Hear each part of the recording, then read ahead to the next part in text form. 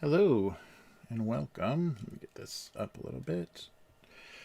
Welcome to another week of the Abuse Cartoons live stream.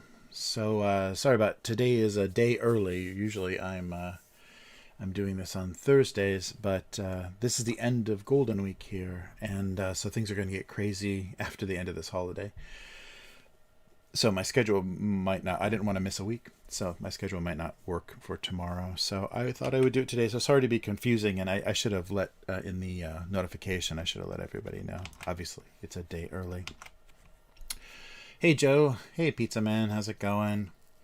But yeah, so I'm here a day early doing the usual thing. And yeah, so this is the last day of Golden Week. So it's a little awkward because it started last Thursday, and so it ends this Wednesday, and today is Children's Day also, so this is kind of the boys' day, the boys' festival day.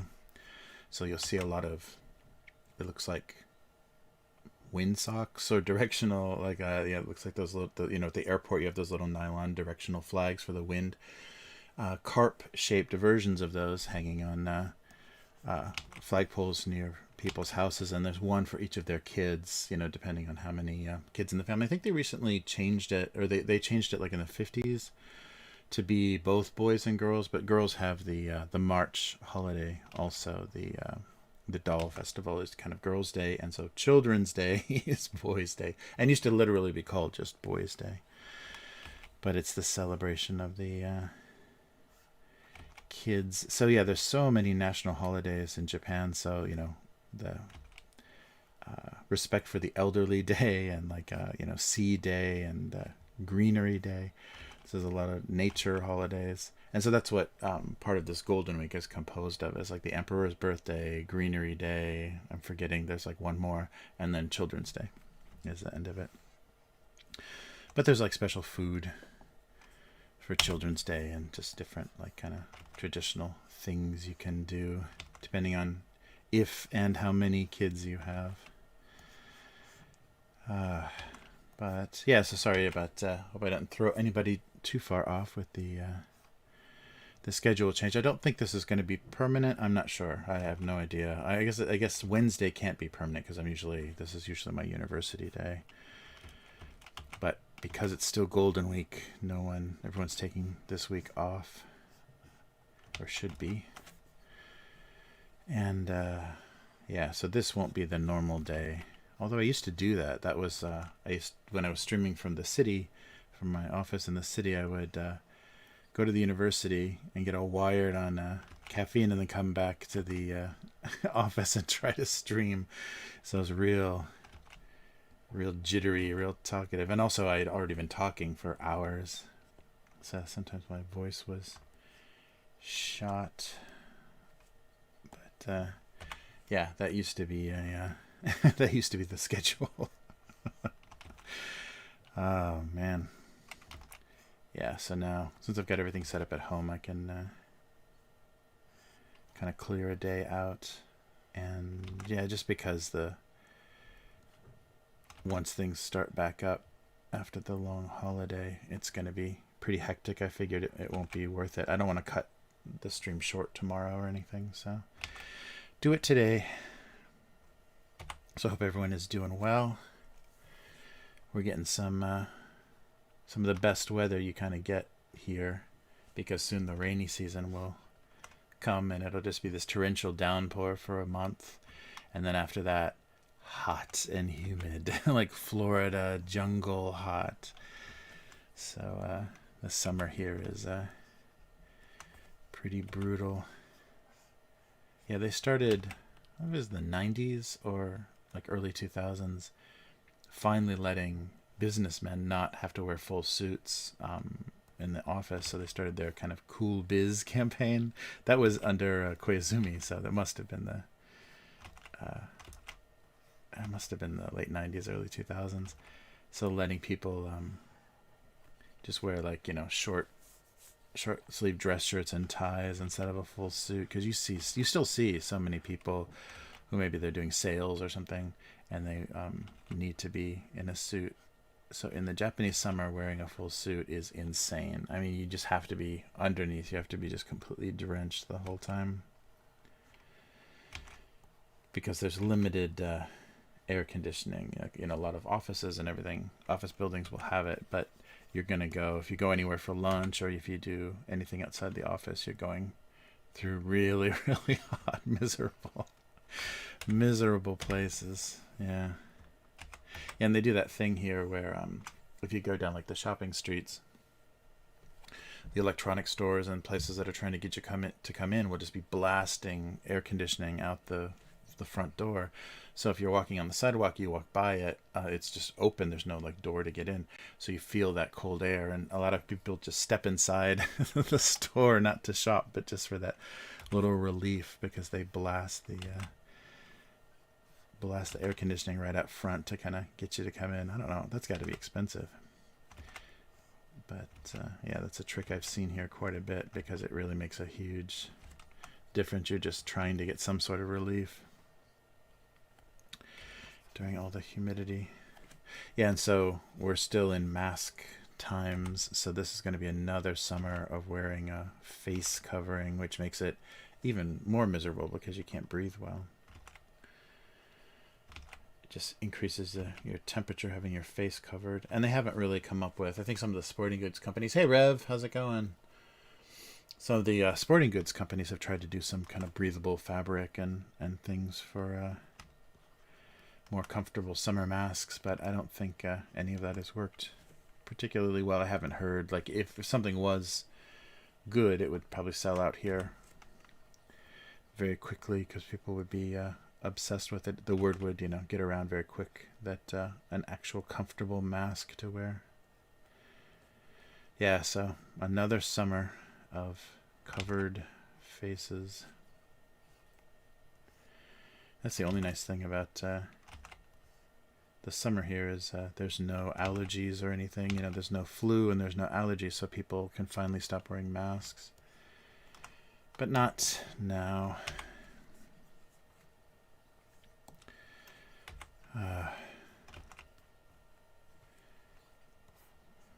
But yeah. Oh, I watched. I guess it was released because it was May the 4th, the like Star Wars Day. Did Disney make that, or was that a thing before Disney? I don't know. Maybe that was like a Star Wars celebration thing or something. But I watched the new Clone Wars series. That with that, I think it's Taiwanese CG animation studio that does that. The Bad Batch was on Disney Plus. I don't know. I don't understand why. I guess because the prequel movies, the Star Wars prequel movies, were so bad that people were looking for any sort of relief. So those that Clone Wars series was a little bit, and it got less kid friendly towards the later seasons.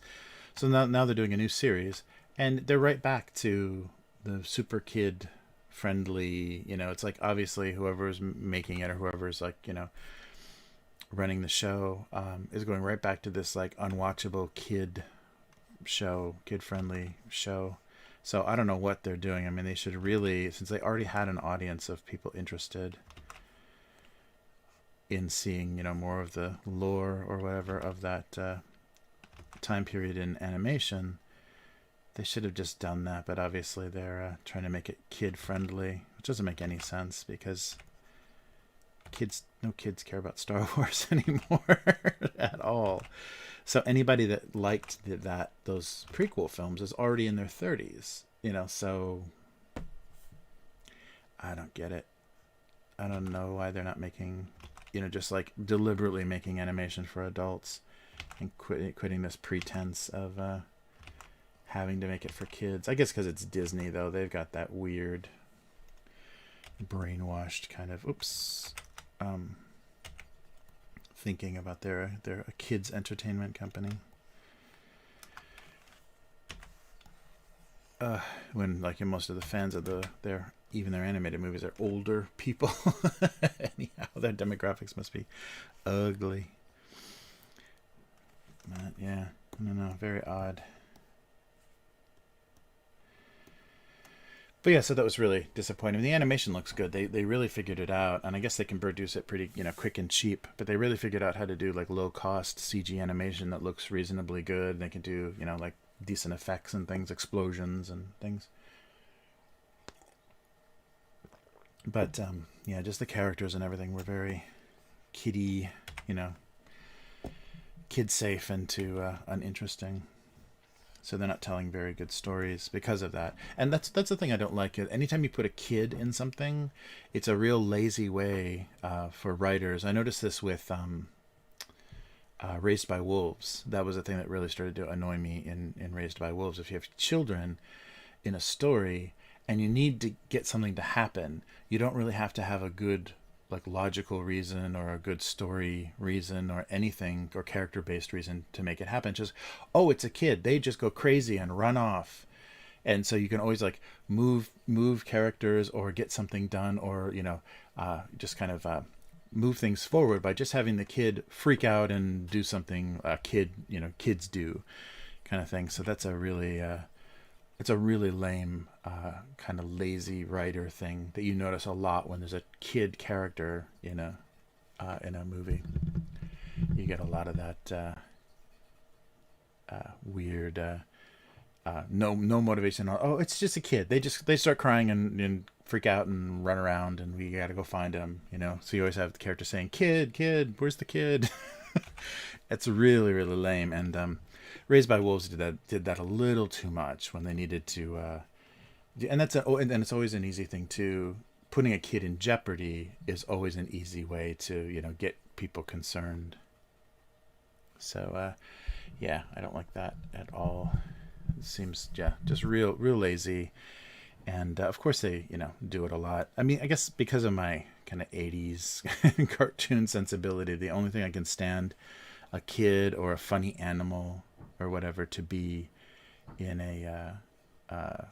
in animation is just the comic relief. You can't have them actually playing a part in the narrative because you just end up doing that cheap gimmicky stuff where it's like, oh, and he cries and runs away, and okay, now we have to go do something not based on story, just based on him crying and running away. I don't know. But yeah, so it was disappointing. I was hoping they were going to, and I really hate the name. When you're talking about DNA and cloning and stuff, I think Bad Batch is not necessarily a great title. I guess they're trying to evoke like, I don't know, the Wild Bunch or, those kinds of titles, like, old westerns or like groups of mercenaries or whatever. But yeah, it's pretty bad. And the characters are all like, the worst possible like RPG party ever. Oh, the clever one and the strong one and the one with some special ability, and then the one that's part machine. Like those are literally the types, and that's it. And they're not really. That doesn't makes them distinctive. Like you can instantly recognize them. But yeah, I don't know. I shouldn't be complaining. It was obviously made for kids, so that's why it wasn't good. But it's funny that they're promoting it as, in that whole big thing that Disney did where they're showing you all the Marvel and Star Wars things coming to their different platforms. They're promoting that, and it's just like, it's just a kids show. Don't even bother pretending anybody else should be excited about it. Yeah, that's too bad though, because they could use that animation style to do animated versions of a lot of the books and comics that they're doing that people are not really paying attention to, or it's just they're much easier to consume if there were little animated shorts or little animated miniseries. It'd be a better way to consume that lore so they would get more control over their universe. But they don't care. And they're obviously working on really old thinking.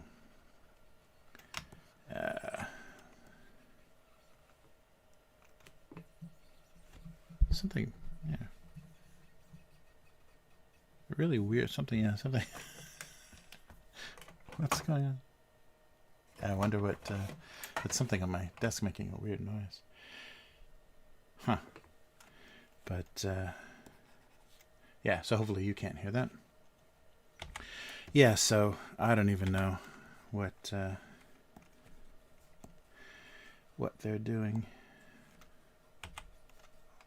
But it's just so funny. I mean, they're not going to get kids. You have to be really desperate for entertainment as a kid to go anywhere near some of these older properties, you know?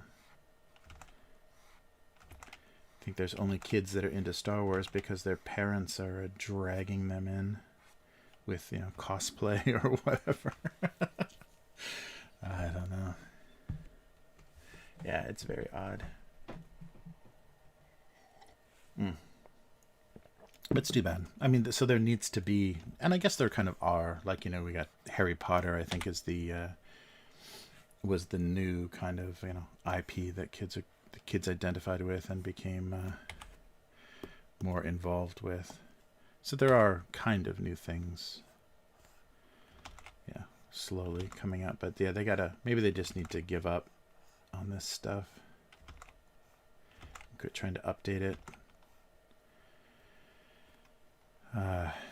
Yeah, nice and negative. Yeah, but that whole thing just made me so, ugh. All right, what are we doing? Because I can't, you know, when they release a lot of those like young adult novels and stuff for, you know, various properties, Star Wars or whatever, there's no way you can't, as an adult, you can't read that stuff, even though a lot of people do. But YA novels are just, yeah, it's just horrifying. It's really, really hard. Like it's hard to read that stuff because it's just intentionally, it's in adults intentionally writing for like a 9 to 12-year-old. Or maybe it's supposed to be a little bit older, but it feels like, because it's all about golly gee bullies and whatever, just any setting, any story, which says that, and then they picking on me and they called me this. It's like, wow, that's going to be the whole motivation for this character.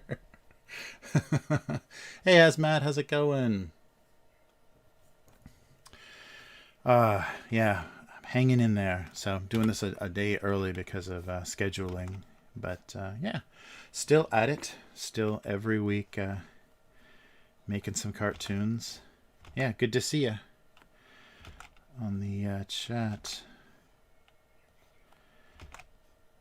But yeah, it's funny. And it seems like so much of the, even the stuff Netflix is producing and everything, it's all, I guess because they're getting enough crossover with young adult material. There's enough, like, you know, emotionally arrested adults out there that can enjoy young adult stuff. It doesn't bother them to, you know, consume such childish media that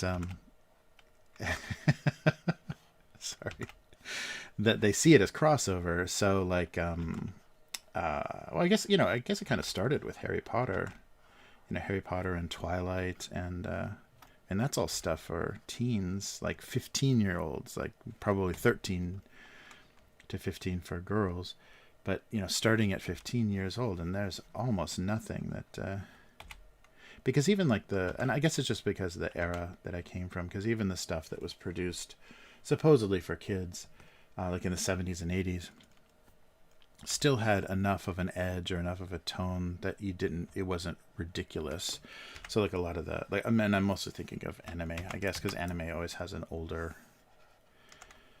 an older tone to it anyhow, unless it's like, you know, Anpanman or something, or Doraemon, something like specifically made for little tiny kids.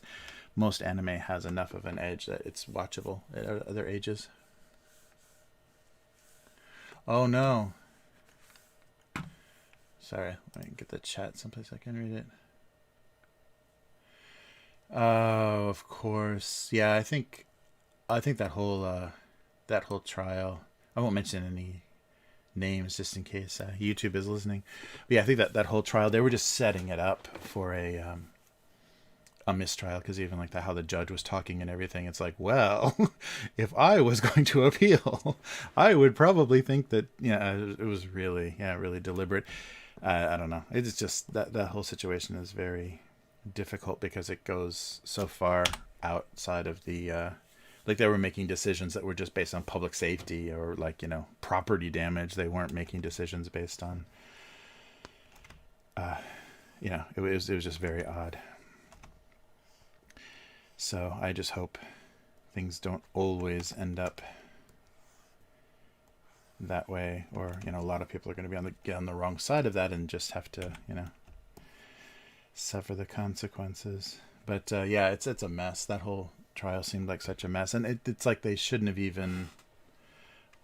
It shouldn't have been a jury trial. It should have just been a judge, saying, "Okay, this is what we're doing for obvious reasons. This is what we're doing." But I guess no judge would want to put themselves or their career up for that kind of scrutiny either. I don't know. Yeah, it's going to be crazy. I think it'll never go away, and I wonder if there's forces that are thinking, well, maybe we can get an acquittal if we just if in like 5 or 7 years it kind of quietly happens, and then there won't be any negative consequences. Yeah, I wonder if something like that is going on. Because that's the weird thing about the legal system is, it works really slow and stupid, and it's kind of intended to work that way. So when you have those cases like, domestic terrorism or whatever, that, things move really fast because, kind of people are demanding that sort of thing. So like at the situation like this, I think people wanted a conviction as quick as possible, so things seem to move pretty fast. But yeah, that's definitely a dangerous way to do things. That's the weird thing. In Japan, the cult that was responsible for the gas attacks in the Tokyo subways, they arrested as many of them as they could. So there were a lot of them in prison, and they just kind of cut them off. Nobody talked about them. The media, the press, didn't give them any, voice, any attention. And then just kind of randomly and quietly, the state just started executing them. Like so it wasn't building up. You wouldn't have this like, oh, 5 days until the execution of this person. They just, in this really kind of weird way, that it's kind of creepy the way that they do it. But it's interesting, the difference. But there's no media buildup. There's nothing. It's just like these, things that would be huge tabloid or dramatic stories. The news, or I guess that's just everybody agrees we're just not going to overplay this, and just they quietly just deal with. And especially because I guess that there's like remnants of that cult that are still active. They don't want to trigger any retaliation or whatever, so they just quietly execute. So you hear after the fact about all of that stuff. That's a little sinister, but at the same time, it's like, yeah, you can see why they do it that way, because having so much, having a big show trial that everybody's trying to make money on by televising it and commentating on it and everything is also pretty ugly. Coffee mugs. Yeah, yeah.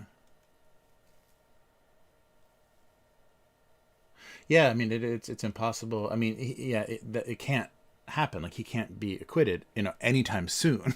So that's the thing. If they really want to do that, if there's like forces at work that have said, "Yeah, we want to get an acquittal," they're gonna wait. Oh, sorry, sorry, doing that right into the mic. They're gonna wait until people are starting to forget. But I don't think that image, because it sparked so much. It sparked such a huge movement. I don't think that image is ever gonna go away. Just like the Rodney King video, and all of that, you see that again, and you're instantly brought back to that time of the LA riots, and like you're instantly brought back to that. So I think that will always exist as a spark, but I don't know. Yeah, it's really rough, and that's a weird thing people talk about.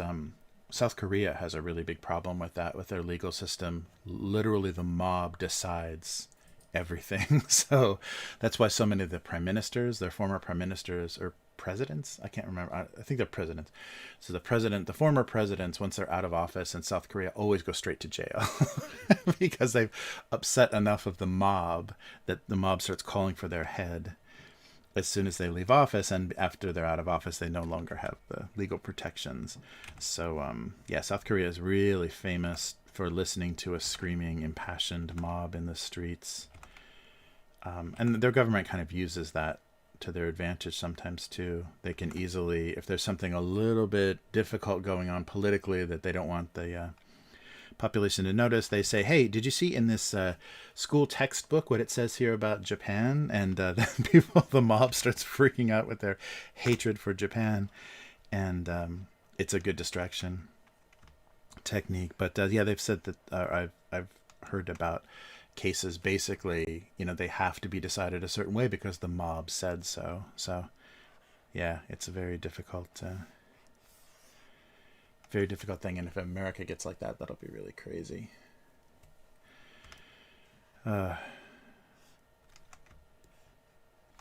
Yeah, it's really really tricky right now, and still with people being locked up in their houses and stuff still. Or I guess that's just here. We're still got another week, I think, of an official lockdown. So that means I literally saw a McDonald's closed. Like, that was shocking to see a darkened McDonald's, because who knows like how much money that loses them in a day. I mean, it's a big company, so I'm sure they can eat a lot of loss, but it's real eerie to see that kind of stuff. Like in the middle of the day at lunchtime, a McDonald's with just, shades pulled down. Because, they should still be able to do, because Uber Eats delivers a lot of McDonald's here. I don't know why. People pay like $50 to get cold McDonald's. Nice. But, that was real eerie to see that in the middle of this lockdown. I don't remember seeing that. I mean, because I wasn't out. Like, it's a lockdown, but it's not like, it's just recommended, and it's not completely like, like last spring, like stay in your homes. They're not shutting down trains or whatever. Hey, K5, how's it going? Yes, a day early, $1 short and a day early, or whatever. I think it's the opposite. But so tomorrow's going to be crazy kind of schedule-wise, so maybe no time for streaming, or I'd have to make it real short. So I didn't want to have to do that. So I thought I would do it today. So it's still a holiday for me, so no university today, so I had more time and more energy. So I thought, why not get on? And I'm sorry I didn't put that in the notification. That would have helped people understand what was going on. But yeah, so it's the day early stream, and this won't be a regular time. It'll just be, I mean, if I have to change times, I might, depending on my daughter's schedule and all the craziness going on, because she's got no, this is fascinating. But she's moving into junior high school, and in Japan, you have to test into junior high school. Every move between elementary to junior high school to high school to university is an exam you have to pass. And so there's a lot of stress and studying, and a lot of fear of failure and all that good stuff. So that's why you jump in front of a train, because you fail a test. It's ridiculous. But so she's got that kind of stuff coming up this year. And so that's going to mean I'm going to, my taxi services are going to be more heavily required. I'll find a way to make it work. So the only thing that I might do is like go back to, because I think that was my original day, go back to Tuesdays. If that day works better for this year, I might do that. So I'll give you guys a bigger heads up for that. because it may have to happen if Thursday ends up being always a tricky timing. Can't get this at all. But yeah, good to see you, K5. No, I'm just kind of messing around. Yeah, I'm still on my still on the first page here, so I haven't gotten any ideas really going. Yeah, I didn't come to the stream with any thoughts either. I'm just hoping to get inspired through the drawing and not do anything too negative, because it's very negative around here recently. Whoops.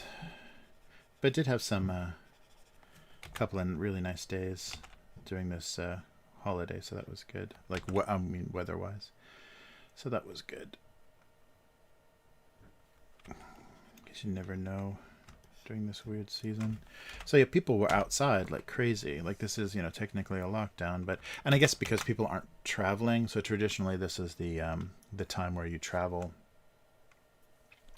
usually out of the country, like you go to Hawaii or Europe or something. And so since that's off the table, a lot of people are just doing stuff locally.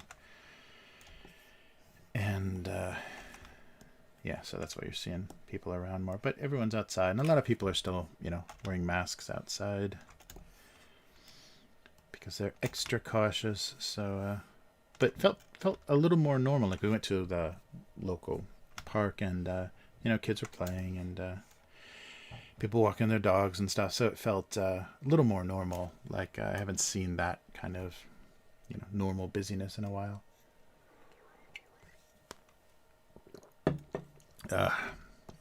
So that was a good feeling.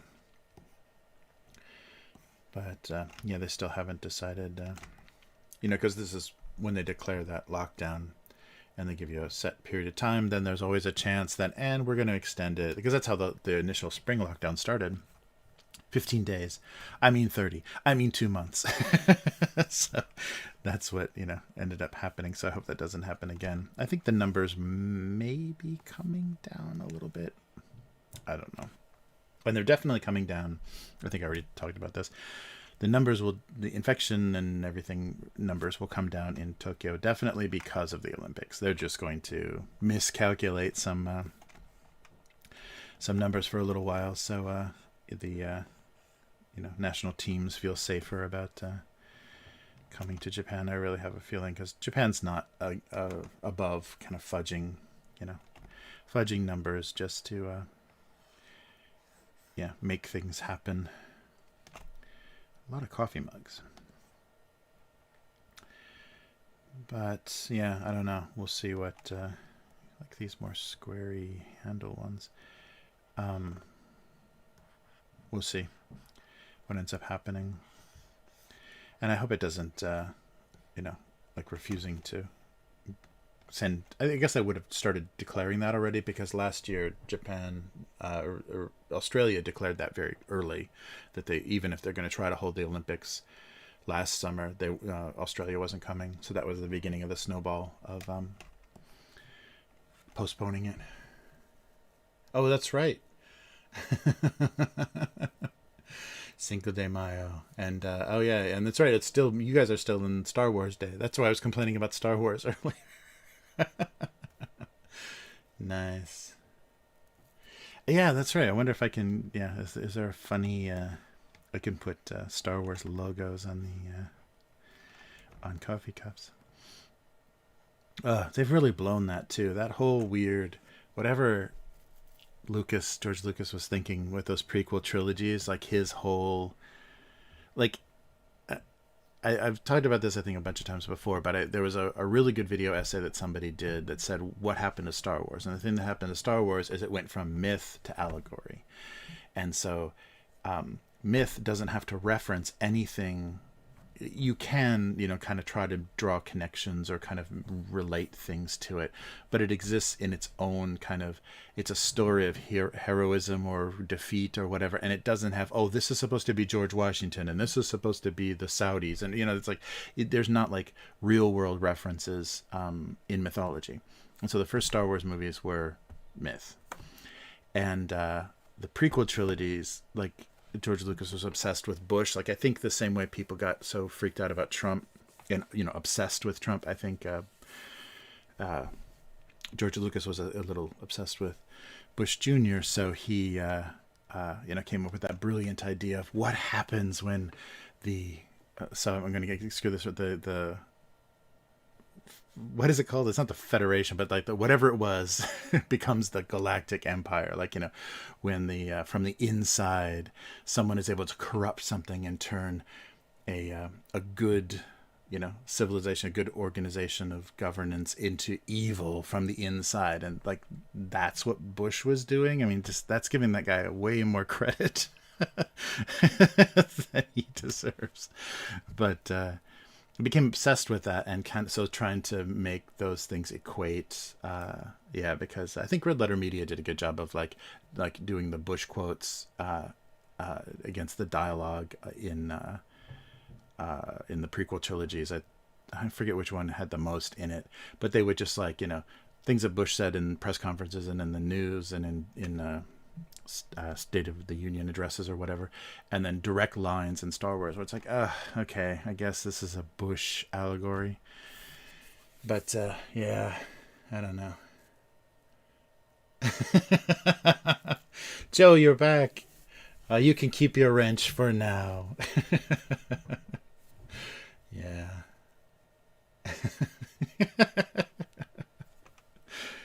Nice. Taking apart a transmission. Damn.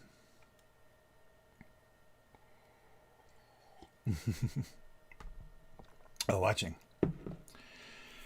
Oh boy. But so it's just kind of silly. So it was the whole point of that. Yeah, it just kind of went off the rails and is not enjoyable because and the whole thing of now.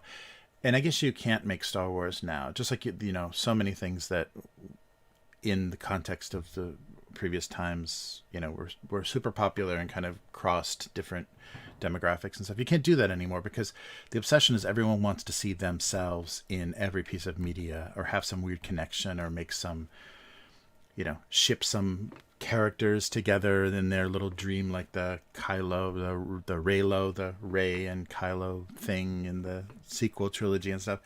People have just like such weird things that they do with media now, with entertainment, that you can't do anything that exists on that kind of mythical level that people can enjoy because they're just like, why is he white? Why is he black? Why is she a woman? Like that, it's all. You got to see yourself now. And people are getting so like racially and like nationally and everything. People are like I'm living abroad with a, mixed international family. There's no way I'm ever going to see myself in some popular entertainment. There's nobody that's going to represent my exact situation. So why would you even bother looking for that? So it's funny, people's lifestyles and situations, and even in their like, ethnicities and stuff are so unique and mixed now that you're not going to see yourself. So I don't know. It's very funny. And those things are so arbitrary anyhow. Those ways to describe things are so are becoming so useless that the fact that you need to see yourself is a little odd. But it's just that the weird era of narcissism that we're living in. All right. So mugs, I don't know, coffee mugs, that's not interesting. Something in a mug. I've already done dessert coffee jokes.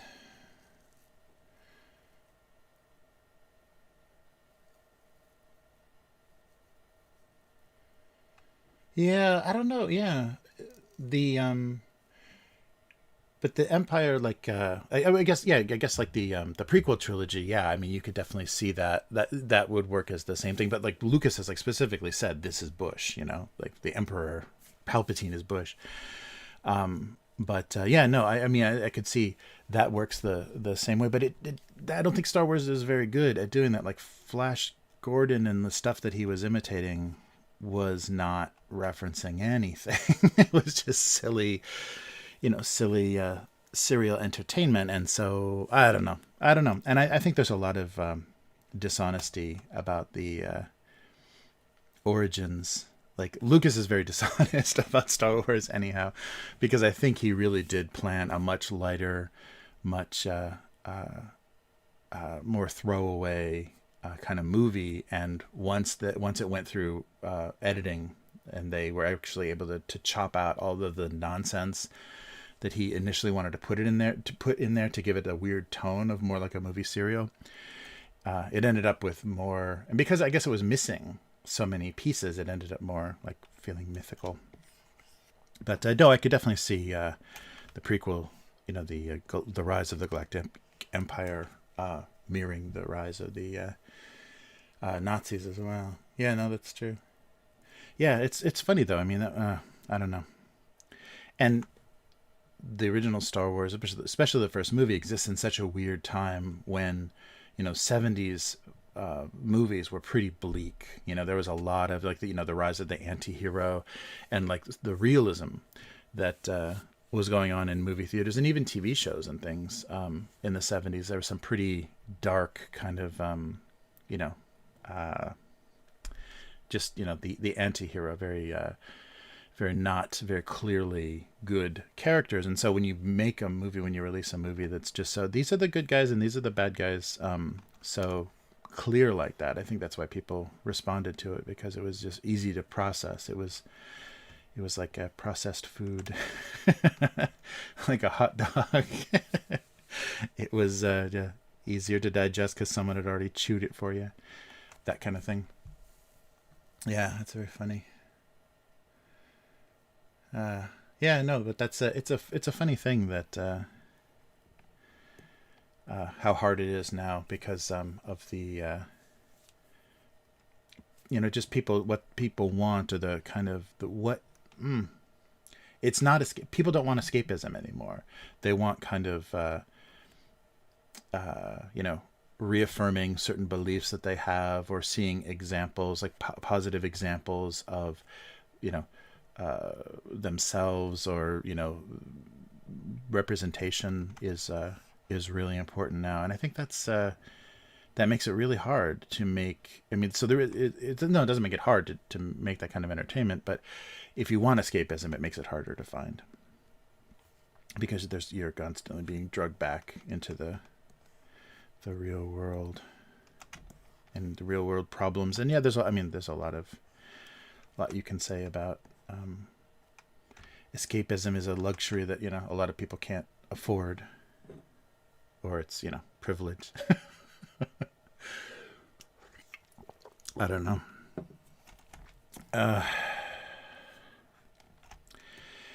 I don't know, but yeah, it's just weird that they keep trying to make Star Wars relevant for a new generation, and it's just not gonna be. Uh, hmm. Hmm. Hmm.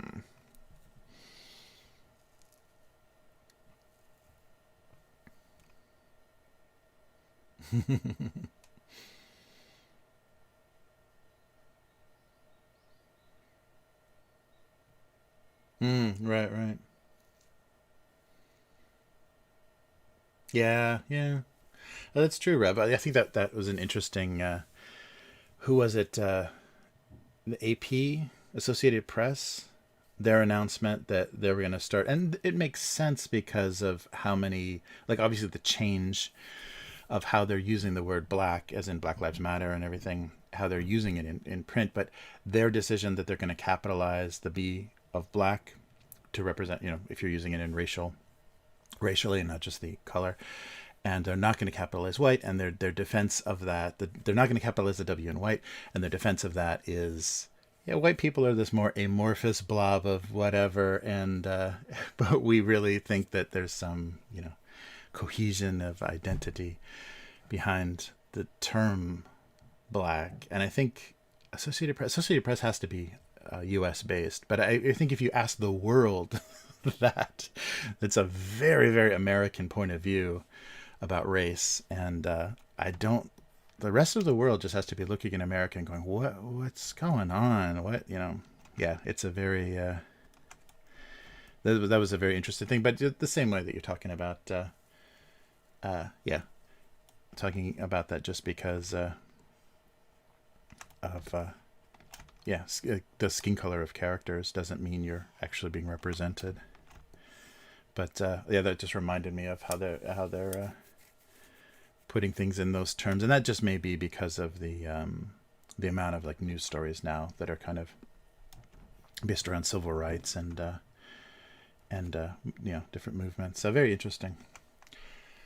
But yeah, I don't know. It's a funny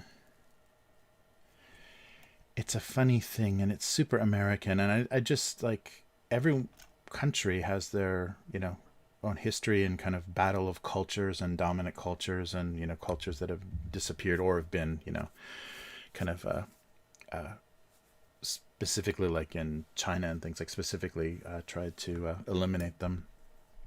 But I just hope that, and it's already happened because of popular culture, but I just hope America doesn't keep spreading this like their weird version of race and race politics into other parts of the world, because it's going to slow down their ability to deal with their own issues. Yeah. So I don't know.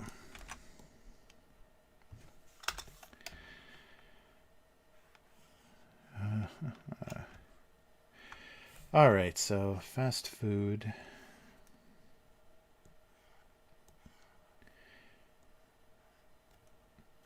Yeah, something fast food. Yeah, it's really tricky.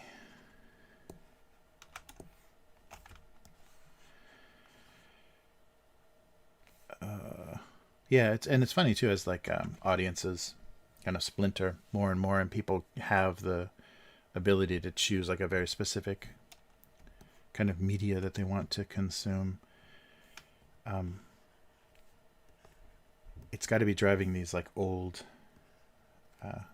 world, not old world, the kind of previous thinking, the old thinking, old mindset. I guess mindset is a better way to put it.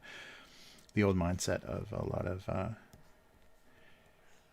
these companies got to be driving them crazy because they don't know what to do. And also some of the new ways that they're thinking, where they are so focused on like really specific numbers. Oops, not this one. Like they're making decisions based on really bad kind of bean counting from their and I guess it's just based on keeping shareholders happy and all that stuff. That's become super prevalent. But yeah, really making some weird decisions about things. All right, so let's put these over here. I think Disney's a great example of that. they're making really weird decisions based on some kind of numbers from somewhere.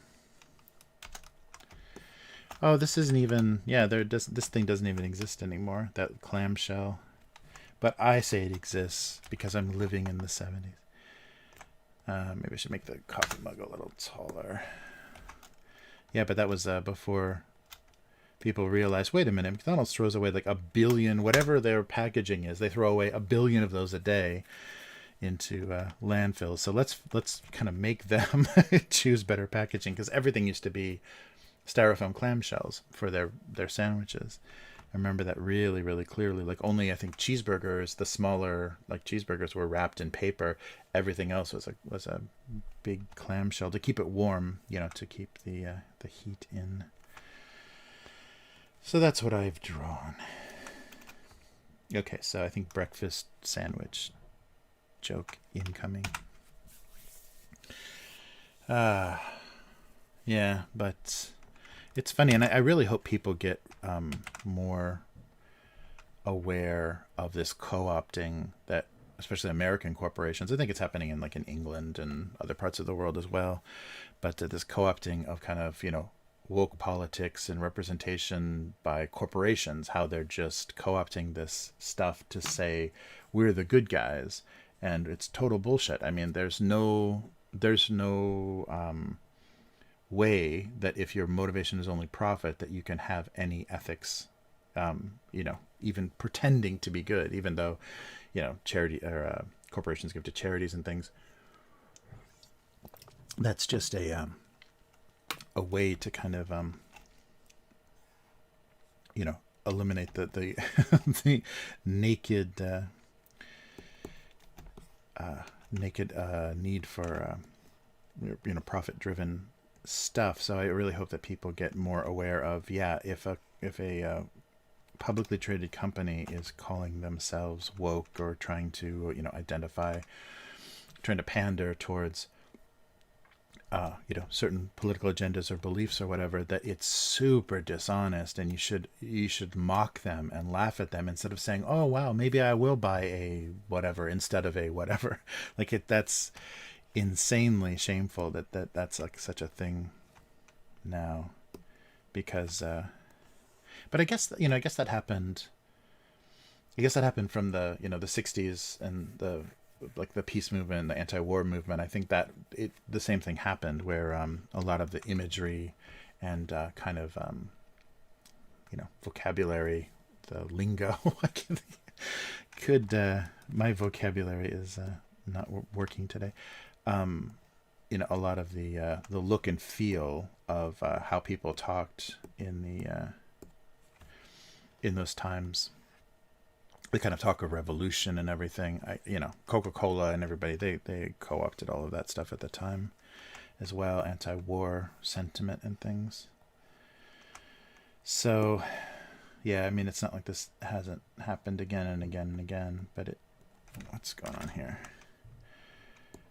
But I just wish people would just be more aware of that. And because it's so much easier to call these companies out on social media, I wish they really would. And it happened with like that Pepsi, that horrible Pepsi commercial, the Jenner daughter. I can't think of her first name, but yeah, her handing the cops a Pepsi. That real tone deaf stuff gets ridiculed, but the more subtle stuff, or the more just stuff that feels a little bit more innocuous, that stuff just doesn't that stuff doesn't get called out. And if you don't, then you start to think, well, maybe they are good. It's like, no, they're not. The only good thing about them is they employ people, that allows them to raise families and eat food. Other than that, oh, should we do a box? Oh, okay, yes, this could be a cake and a slice from a cake. Yeah, I don't know. But it's Children's Day. Let's talk about more positive things. Oh.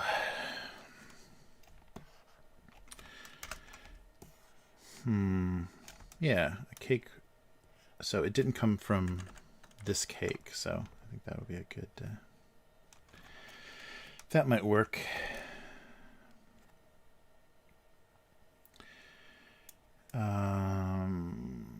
Yeah, just making some kind of...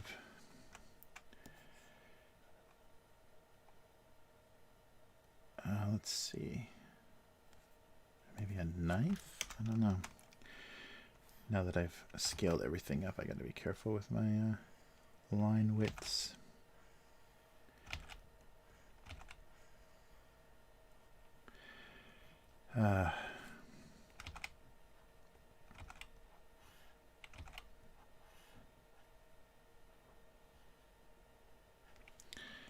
Something like that.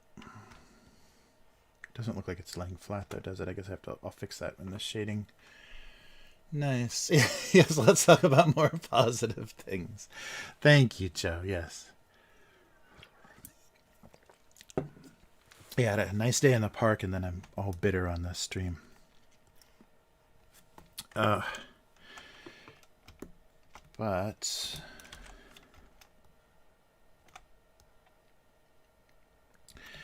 there we go. It's amazing, though. I can't imagine if I was completely immersed in the American news cycle. I can't believe it, because I think the only time I'm ever exposed to it is like I think YouTube will do like a little news section, because they're like more and more promoting, valid or what, approved, news sources. So YouTube has that little row of video clips from the various American news sources, and if I was like listening to that every single day, I couldn't even imagine like how that would weigh on me. So I'm glad to be away from that. And I wonder, if people really are really aware of how that constant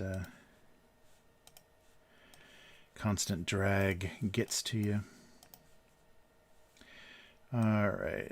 So I'm just artificially increasing the line width so this matches a little better. Yeah, that works. All right. That's a big menacing knife for cutting cake, but oh well.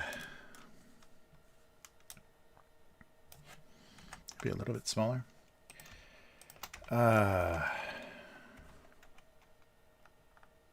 Oh, I did get a chance to watch some of the all gas no brakes videos that were recommended last time. Those are great. That's really great content, and I love he does a really good job of like because a little bit of the editing reminded me of like old Daily Show interviews, where they'll like take moments of like just the two people kind of quietly, like that, if they're doing two camera stuff, or they're just zooming into one side of the screen where they're not talking, and so it looks like an awkward pause or an awkward reaction or whatever. There was a little bit of that, but for the most part, it's like when he's doing interviews, this interview subjects never feel like they're being made fun of, or there's just some mocking tone to the questions, and I like that a lot. It's been a long time since I've seen that. There's so much interviewing now that is just, I'm smarter than you, and we're going to watch you make a fool of yourself, when I ask you questions. I really like the kind of empathy or whatever that you felt in a lot of the interview, and the people that he found were pretty amazing. It reminded me a little bit too of the did you guys ever see that Comedy Central series with the New York comedian, I think it was Hangover? What was the but just it was a comedian that toured, and I think when he would go to big cities, he would just go out drinking and partying, and just like have a camera follow him around and just talk to a bunch of people while they were drinking. And but it had that same sort of tone. He would find some really crazy characters and whatever in big cities in the bars. What I'm totally blanking. It's pretty old. I think it was from the 90s.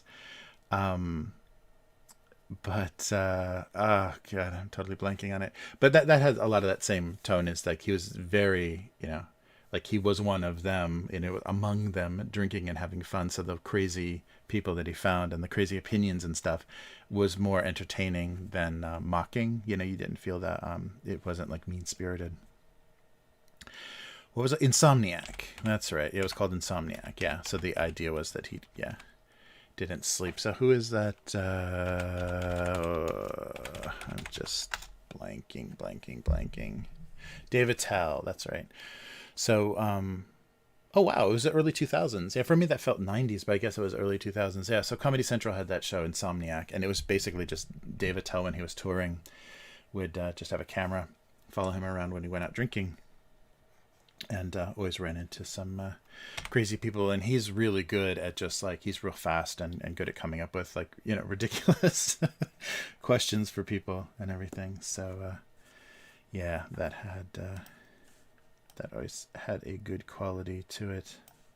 But it reminded me a little bit of that the not heavy-handed, and it's yeah, become a lot more of that when people are interviewing. They're looking for such a gotcha moment, or a way to just like, I'm laughing at you and you don't even know it kind of tone. Okay, so I'll do the red, maybe a little darker, and then just the top of that, but the cake part. Yeah, but David Tell is, yeah, he's a great comedian. Doesn't his stuff always feels like he's just thinking of it. You know, it feels very improvisational, or just like it just comes to him as he's thinking. It doesn't feel like written jokes as much. He's just kind of riffing on different topics. And yeah, but you can see how sharp he is from the, make this like white or something, from when he's just on camera talking to strangers. You can see how fast he is. Yeah, I don't know. This is not, what color should this, so the top can be that, and maybe we'll do a line in the middle. Kind of weird cake is this? Sure, that makes sense.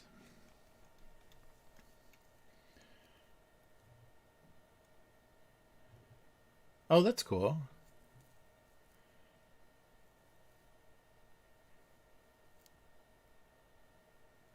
Yeah, yeah, yeah, yeah. That was good stuff.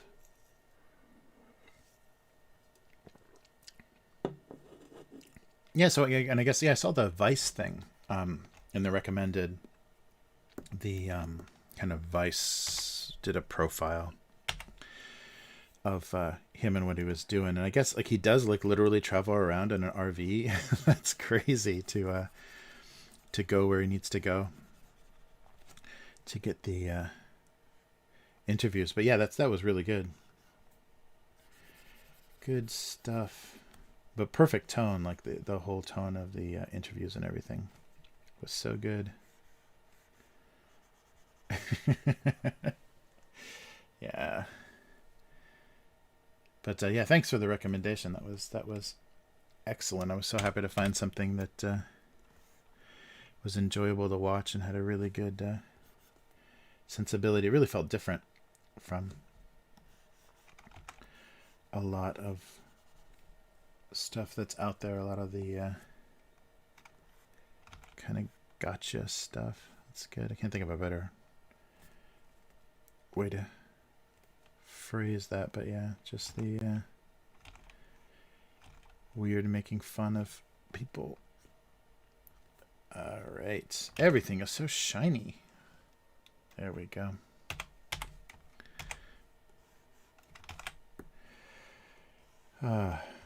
Yeah, but really I appreciate it. So, and like I was saying too, I haven't had like a lot of, when people recommend stuff, it's never good. So you guys are amazing. My people, like we have a very similar sensibility, or like I guess appreciation of things. So that was very nice. I can trust your recommendations, because I've had recommendations for things just like, really, this, you thought this was good? That's, I don't know if I can trust you. You know, it's really funny, the and I think it's just because people's you know, media entertainment and like kind of media consumption is so their own thing now, that they just like to focus on whatever their own little obsessions are. And so it's hard to recommend stuff, because the thing that you connected with or whatever is super personal, and no one else is going to get there. Oh yeah, so something about multiple cakes, like, you know, for this piece to exist, there had to be multiple cakes, something like that. Something like that.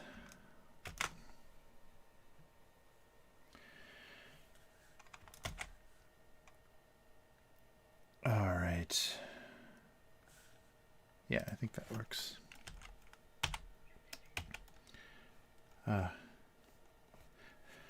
thank you. Yes, I trust you guys. I trust you guys very much after that recommendation. It's good stuff. And everything, yeah, everything that, like channels and YouTubers, it's been really good. Yeah, it's funny. People are, okay, so maybe like a yellow, like a really bright, like a weird yellow. Like that. Yeah, something like that. I'm gonna put some printing on it. Yeah, but people are just like so into their own thing. It's weird.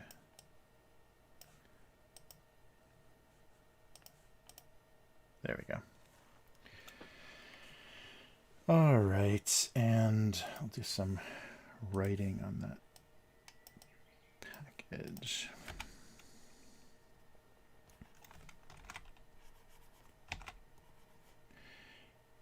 It's not a, it's a W, right? Ah, I gotta get something that looks like it's actually printed on there.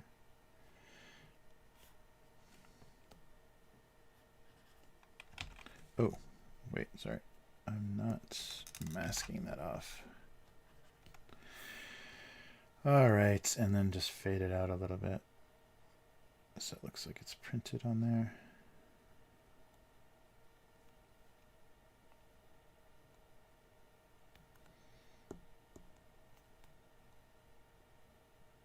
Something like that, yeah. And maybe put some coffee in that mug. Nice. Oh yeah, I watched, I looked at the channel and like just, I didn't get a chance to watch any of the videos about the guy from Japan, but I scanned the, like his list of videos and stuff, and the topics were amazing.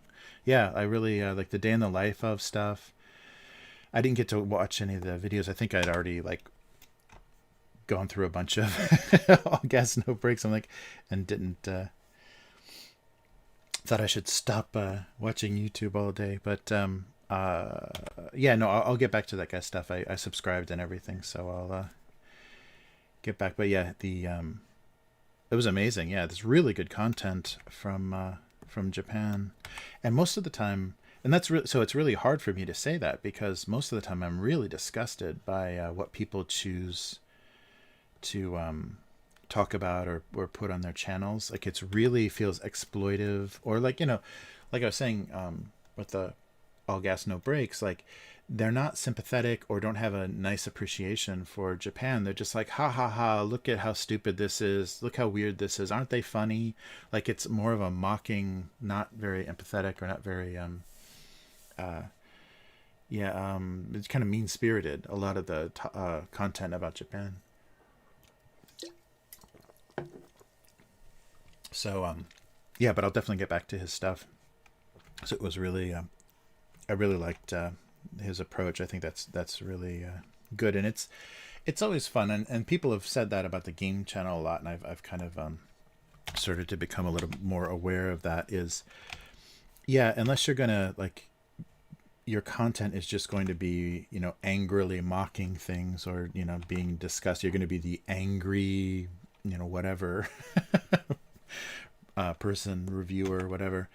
Unless that's your gimmick, it's not really that comfortable. People really aren't that into hearing people talk about stuff they hate, and so we've had a couple of criticisms on, you know, game reviews and stuff where we weren't like the best example was like the Star Trek. We talked about Star Trek and nobody in the group was a huge Star Trek fan.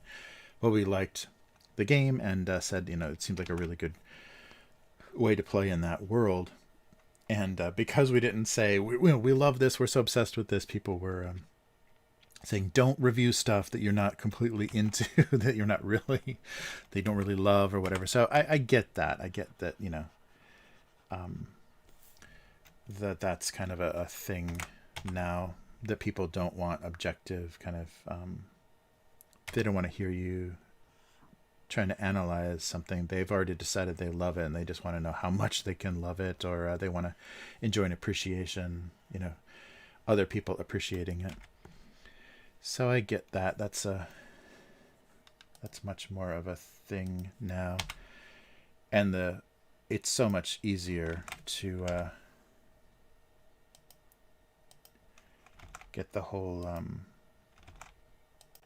oh, come on, let's make this bigger, to get people to pay attention to you when you're screaming and mocking everything. I think that's a character type now on YouTube. But I really appreciate the when you don't see that, when you see people that have a kind of they're open-minded and kind about things, or genuinely interested in things, when you have like a genuine appreciation of something and want to share that. I think that is a much more that's much nicer kind of content to watch. But there are definitely people that have made their whole career about hating and mocking things and complaining. Yeah, it's crazy. All right, so these are pretty simple.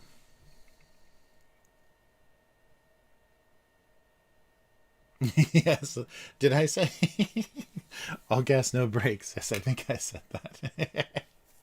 Yeah, I was watching that mostly from last week.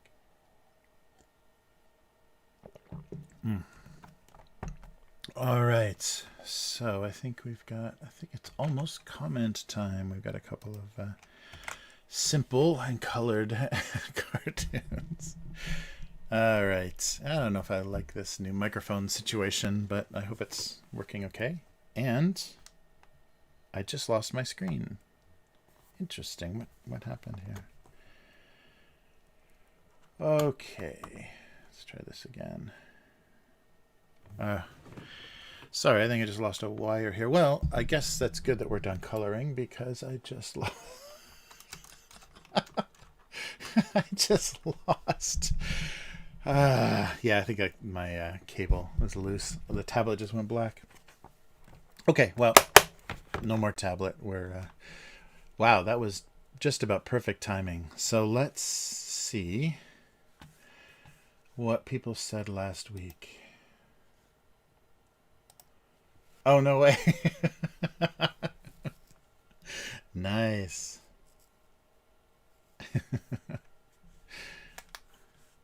Yeah, it's a good title. I can see many people using that. All right, so we're switching to the comments, which, let's see what's going on here. No, not yet. There's the comments. Boom.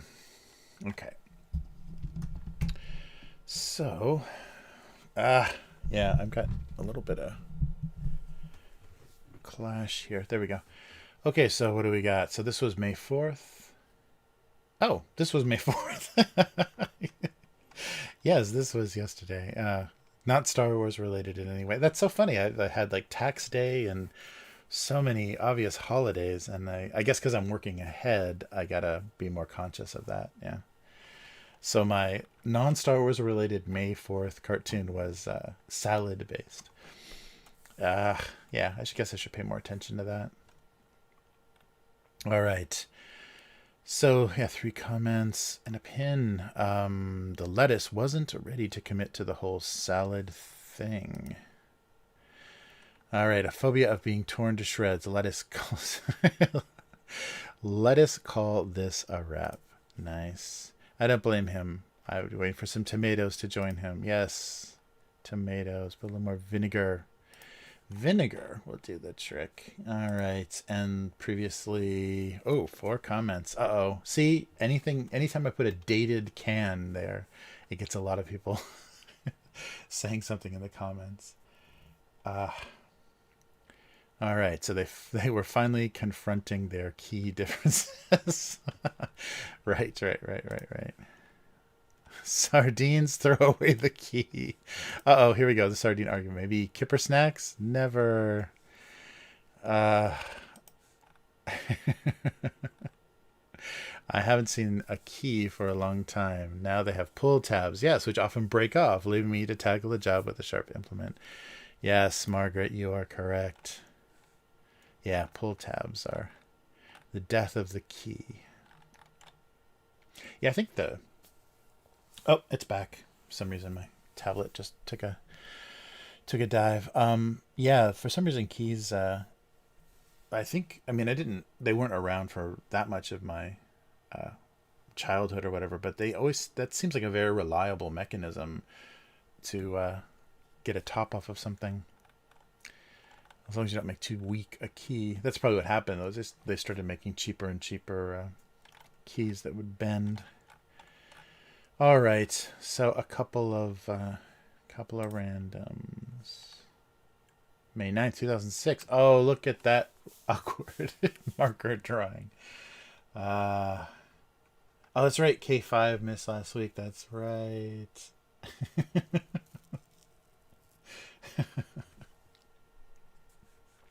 His deformity eliminated all the joy of being supersized. That's right. Do you remember that? And maybe that's still a thing, but when they were trying to do the, they're realizing they're making these like giant, the largest soda size for, or like, drink size for fast food wouldn't fit in the cup holders. So they did that weird kind of tapered, like not able to stand up. Like if you literally put it on a tabletop, it would be top heavy.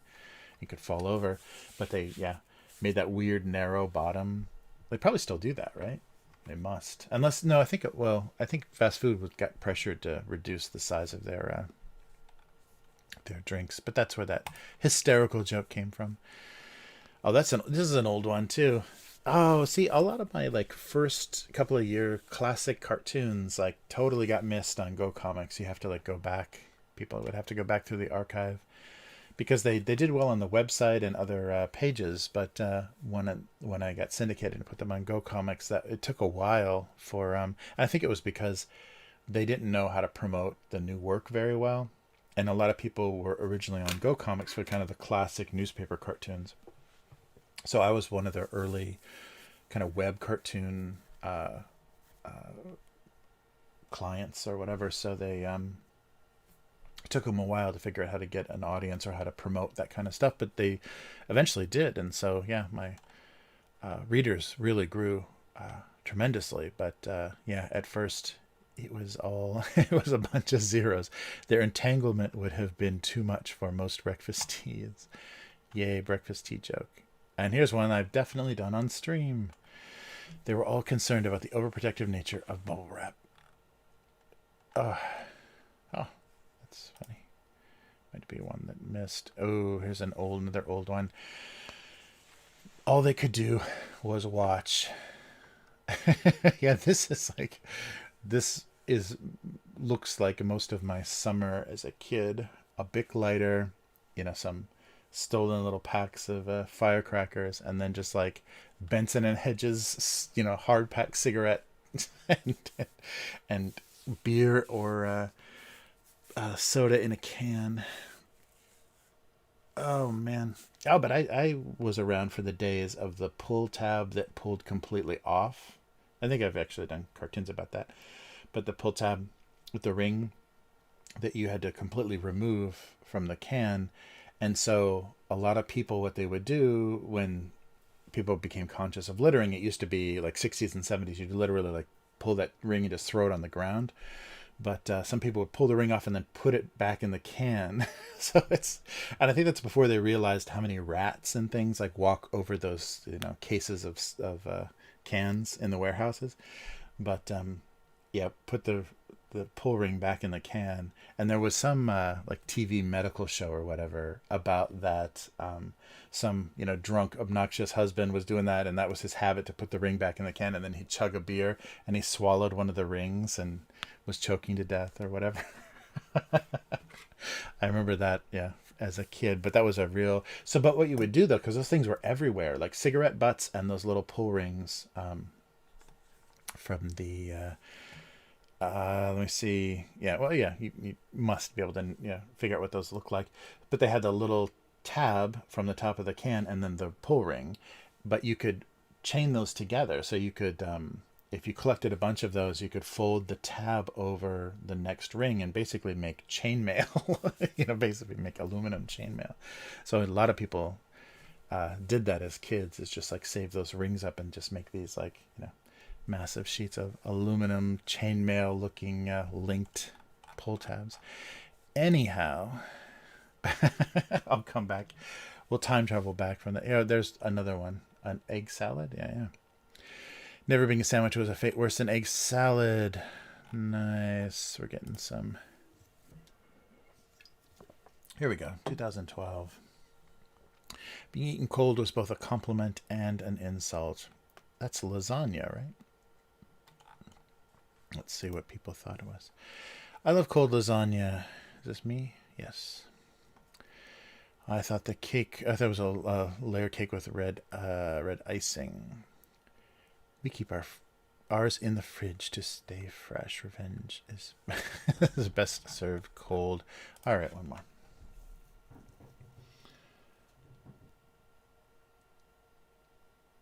Yeah. That's right. Firecrackers. Yeah, and they weren't even like I'm sure those little tiny firecrackers that came in those packs where their wicks or fuses. Their fuses are all, what is that what you call? Yeah, the fuses are all like braided together, so you can like light the whole pack and the whole pack will go off. They came in like the paper wrapping. I'm sure one of those you could probably hold in your hand and like get only minor injuries from it. They're pretty small, but they're fun to throw at each other. Light and throw and do stupid stuff with. Yeah, there's only a few kids that got access to like the quarter stick of dynamite, kind of like M80s style fireworks, but mostly we just played with those like Black Cats. I think Black Cats was the brand they had most. This was a sticker at one time. I remember selling a 2-liter sticker, 2-liter soda sticker at Comic-Con in San Diego. The 2-liter bottle had nothing to look forward to but recycling. Oh, look at that. Waiting to be held. Waiting to be held somehow ruined the romance. Oh, the cup holder. Yeah, right now. You're just the other cup. Oh, nice. A 9-year ago.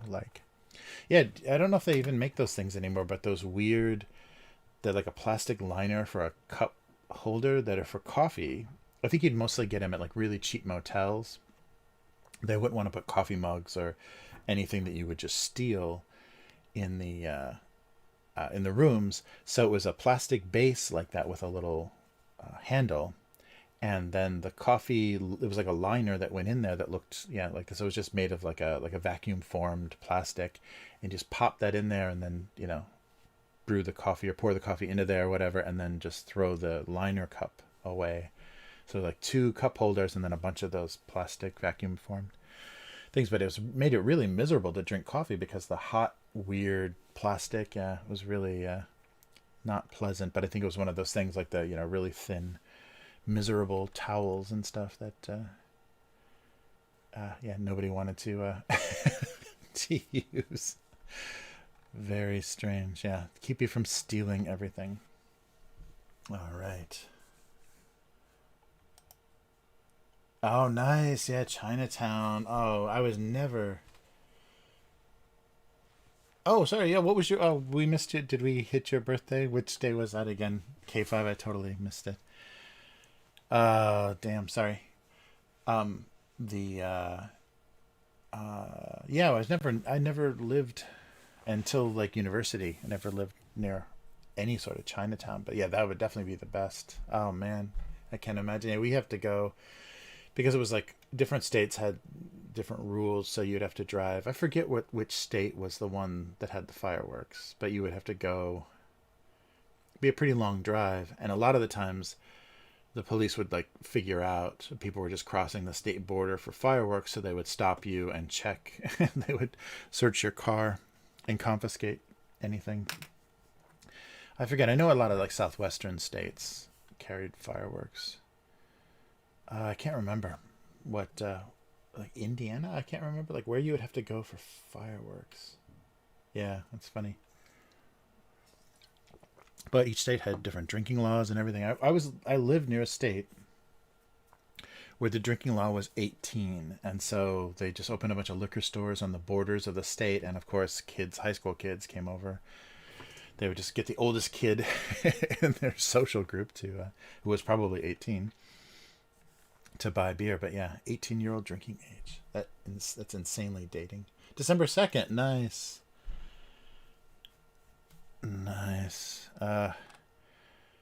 Okay, so it all made it up. So let's see how we're doing. So the tablet is back, and what's it doing? There we go. So we're back. I don't know what happened, but we can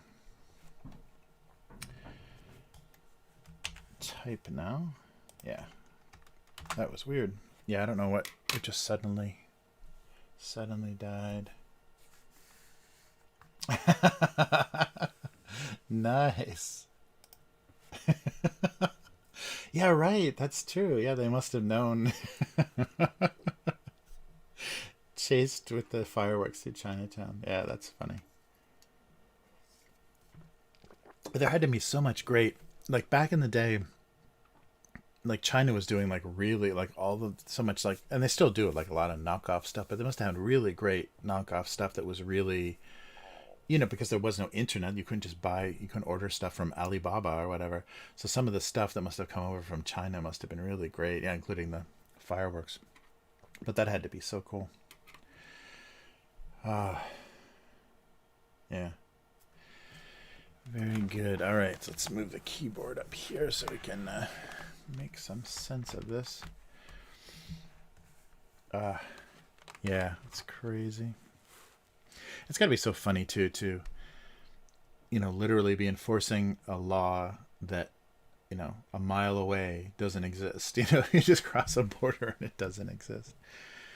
So bizarre. But, you know, most of the time they're just thinking about revenue, because most of it's just ticket, you know, it's just fines. So they're just thinking about basically fundraising for their county or district.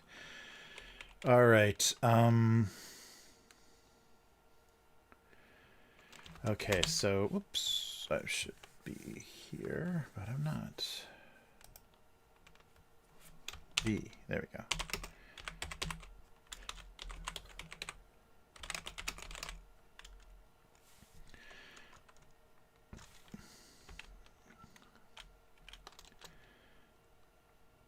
Okay, maybe the extra.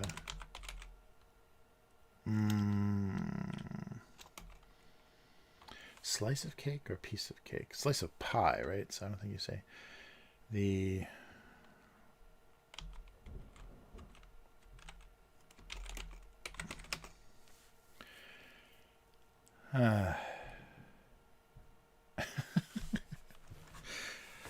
This isn't working. Multiple cakes. So the idea was the existence of.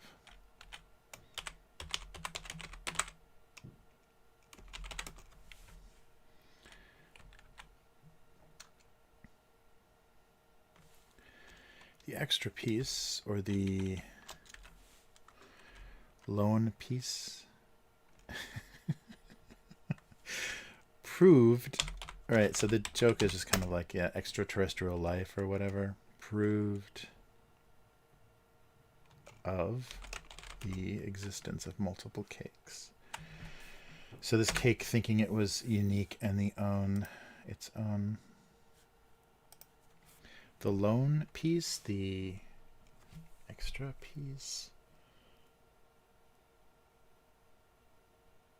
Oh, no way. Oh, that's right. Yeah, the fortune cookie is an American invention, or like I guess maybe a Chinese American invention, right? Yeah, that's funny.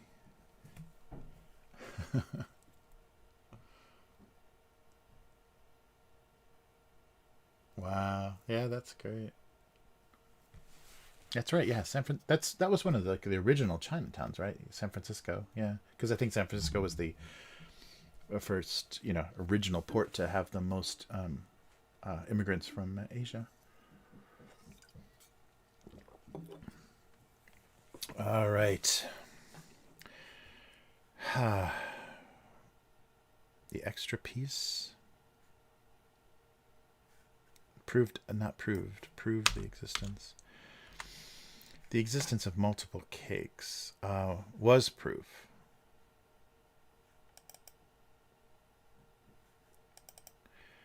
Slice of cake? Slice, piece of cake. Yeah.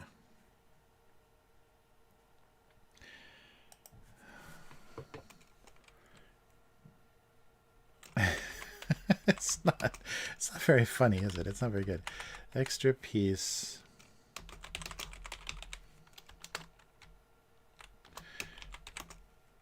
The extra piece was proof of the existence of multiple cakes.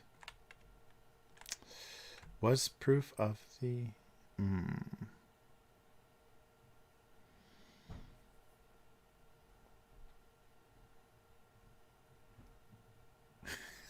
I don't know.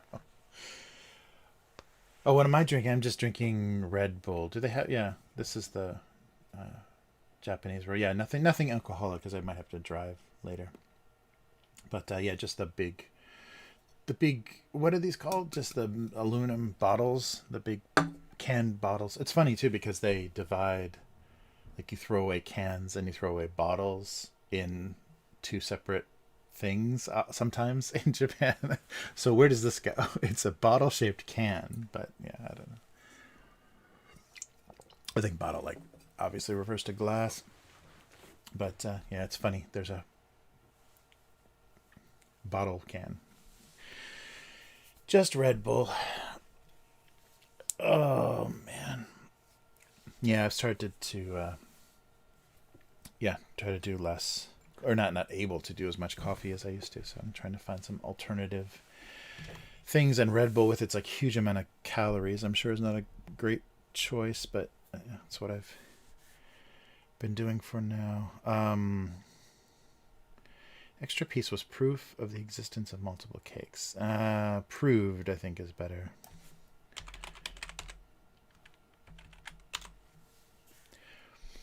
Proved the existence. I don't know, but I like multiple cakes. The idea that it's not the only cake. We'll come back to that.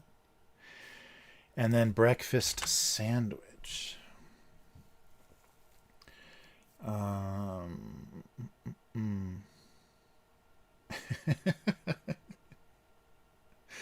Something about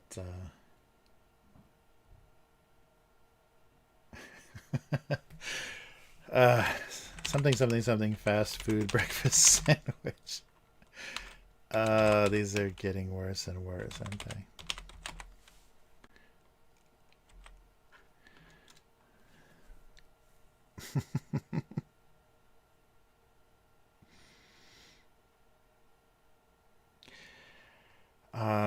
Yeah, something weird and melodramatic.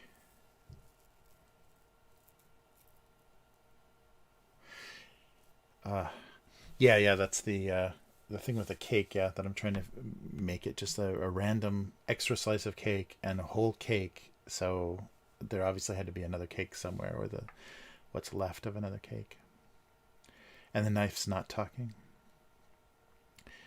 All right.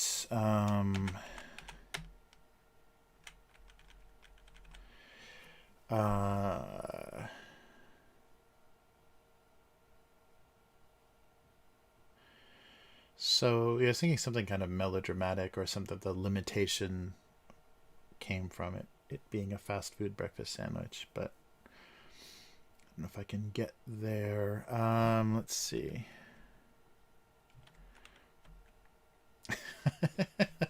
Felt cheap. Their love felt cheap.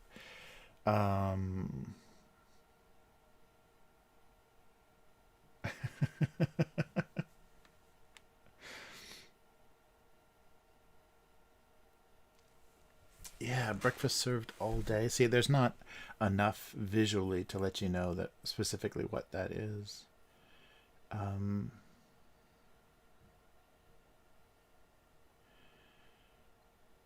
So I'm not. I mean, the cup of coffee doesn't even necessarily mean only breakfast.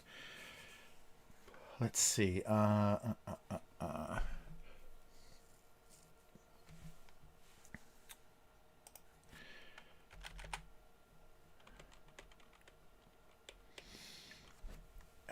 yeah, something kind of melodramatic. I was thinking something like judging,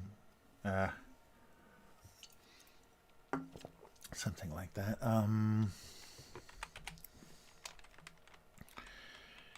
A lot of baggage. That doesn't make any sense. A lot of so limited time, like available until 10:30. So fast food breakfast happening during a certain time, or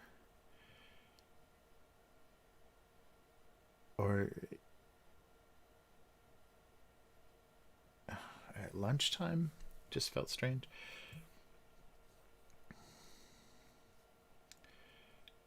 Breakfast sandwich.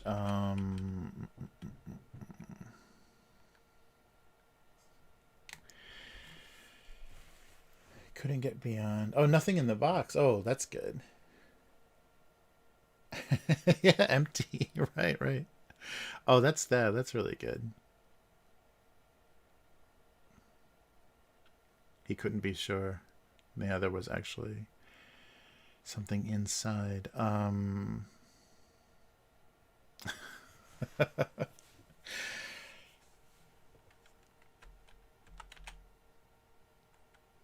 Yeah, so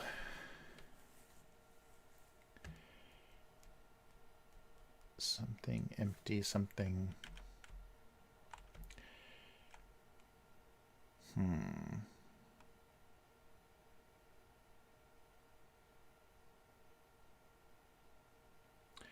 Or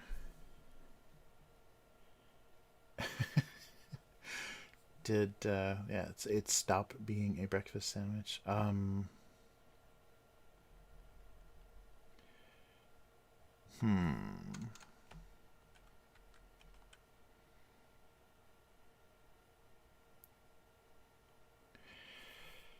So the coffee was attempting to make the fast food sandwich feel more legitimate, more.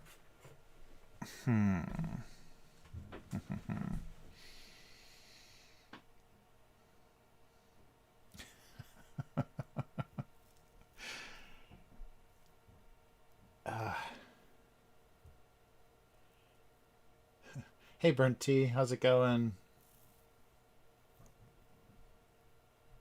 Oh, wow. Oh, no way. Very cool. Oh, yeah, right. Once the coffee was finished. That's good, Rev. I like that. Yeah.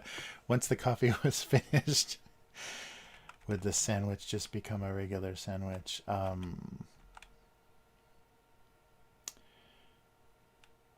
Yeah. Lose. Yeah, the breakfast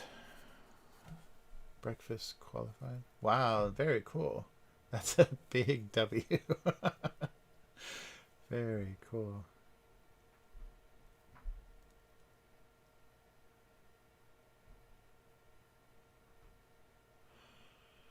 Yeah, that's a good idea. If not coffee, was it? Oh yeah. So was the coffee making it breakfast?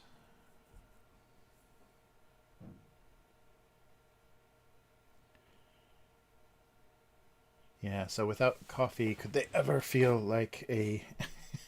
They would never feel like a. Yeah. The phrase is a little long and clunky, so I may have to do something different with it. Yeah, I like though the being paired with coffee legitimizes the sandwich as breakfast food.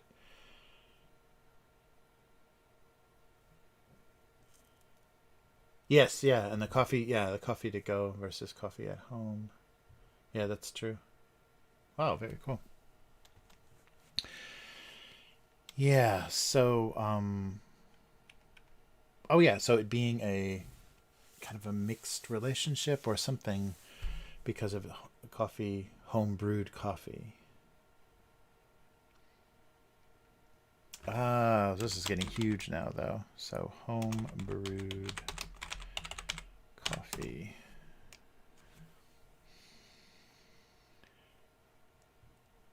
I don't know. It's going to be a short story here.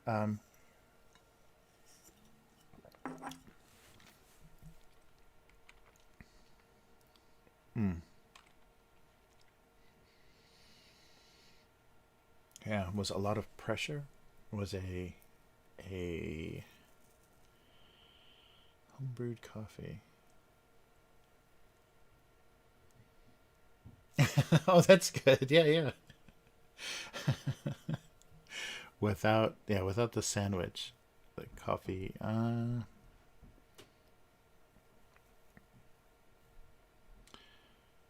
Hmm.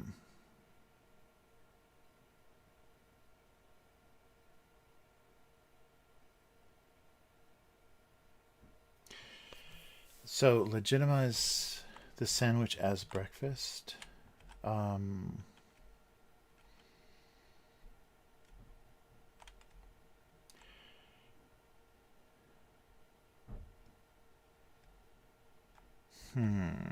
yeah, feeling that it wasn't. Yes.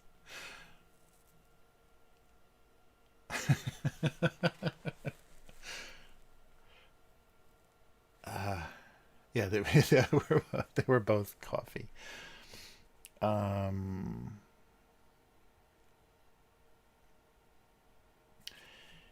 yes. So homebrewed coffee.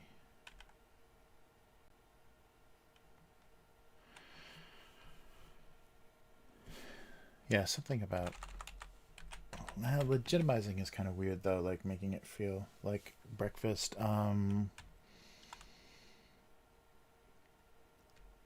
the fact that they're like not making eye contact, there's some kind of weird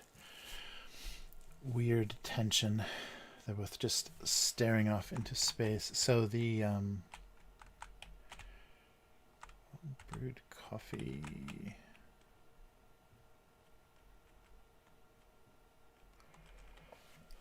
Made the fast food breakfast sandwich feel more. Yeah, that's maybe too long. Maybe no breakfast.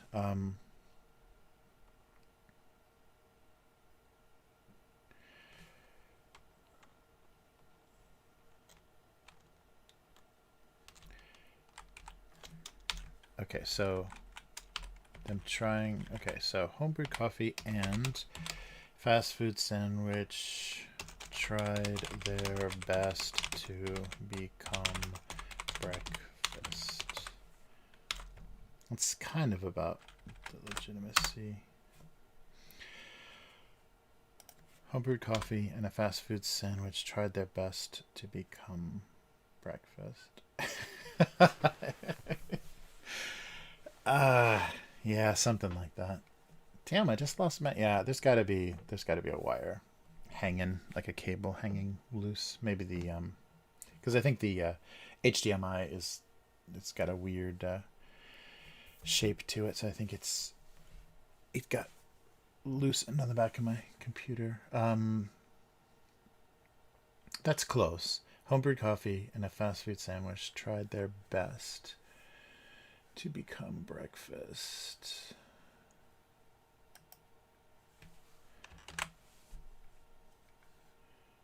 Yeah, they're legitimizing each other. I don't know.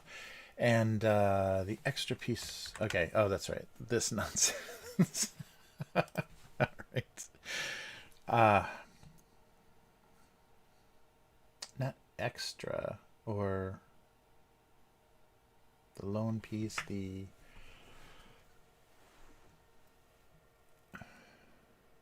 existence of multiple cakes. A long suspected existence of multiple cakes. This extra piece proved the long, that'd be hyphenated, right? Suspected. Oh, I'm not gonna be able to break that anywhere. I guess I can break it at the hyphen.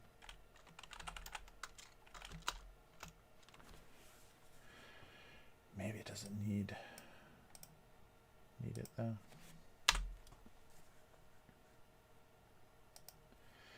This extra piece proved the long suspected existence of multiple cakes. Just trying to make it sound more grand than it was, and like each cake feeling. Oh, hash brown. Exactly. That's right. It wasn't breakfast without a hash brown. I'm gonna only refer to the things I forgot to draw. Oh, that's right. Or they were both like mourning or missing the fact that there wasn't a hash brown in the breakfast. Could they be, without a hash brown, could they really consider themselves breakfast?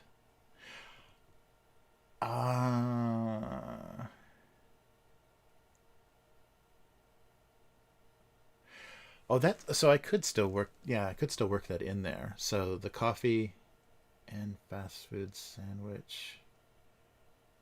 So with the lack of a hash brown, I don't know how. I don't know. I could probably get there. With no hash brown, they did their best. Whoa. Hey, oh no. How's it going? Yeah, welcome to the stream. Nice. Oh, thanks. Yeah, Iphonics is very generous. That's wonderful. So yeah, this is the digital cartoon. So now we're in the writing part of it. So I've already drawn the 2 cartoons for this week. And now I'm trying to write the joke. So it's always it's a gag cartoon. So it's one image and then a joke underneath, kind of like magazine cartoon style. And now we're debating fast food sandwiches. Excellent. Nice. Oh, very cool. Oh, Twitch. Very cool. So that must mean Twitch is working. That's always good to know. I keep running into that, that problem. Whoop, sorry, that problem with Twitch not being around. Or the it's requiring the weird output. But yeah, looks like it's working. So everything is all good. Yeah, I had the same thing I was using. So last Friday, that same thing came up. That's why I restarted the stream before. Yes, exactly. First Amendment defender. How did you know? This is all an attempt to donate. It'll be a gorgeous baby fine wig to donate. Nice. Oh, very cool.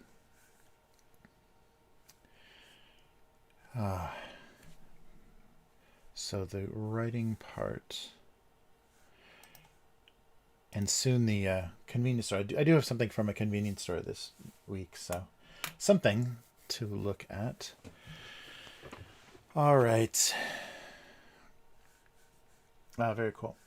Oh, so I'm drawing in Photoshop. So this is just the most recent version of Photoshop, and I started doing that because I was just coloring. This used to be scanned from marker drawing on paper and colored in Photoshop, and so once I got the tablet, the Cintiq that you can just draw onto, then I started to draw into Photoshop and then just ink it or color it there as well. Yeah, and I'm not trying to do any kind of natural media simulation or anything. So there are a lot of programs that do that a lot better. If I wanted it to look like pencil or actually like, kind of bleeding marker or dry marker or something. But there's not a lot of texture. I'm just trying to imitate a marker. Yeah, it's going okay. Good to see everybody. Yeah, it's been a while. It's been a while. I've had some quiet streams. Nice. Yeah, I guess I'm in lockdown mode again. And it was sad. Yeah, the only reason that I got a haircut from last lockdown was the family event. But very cool.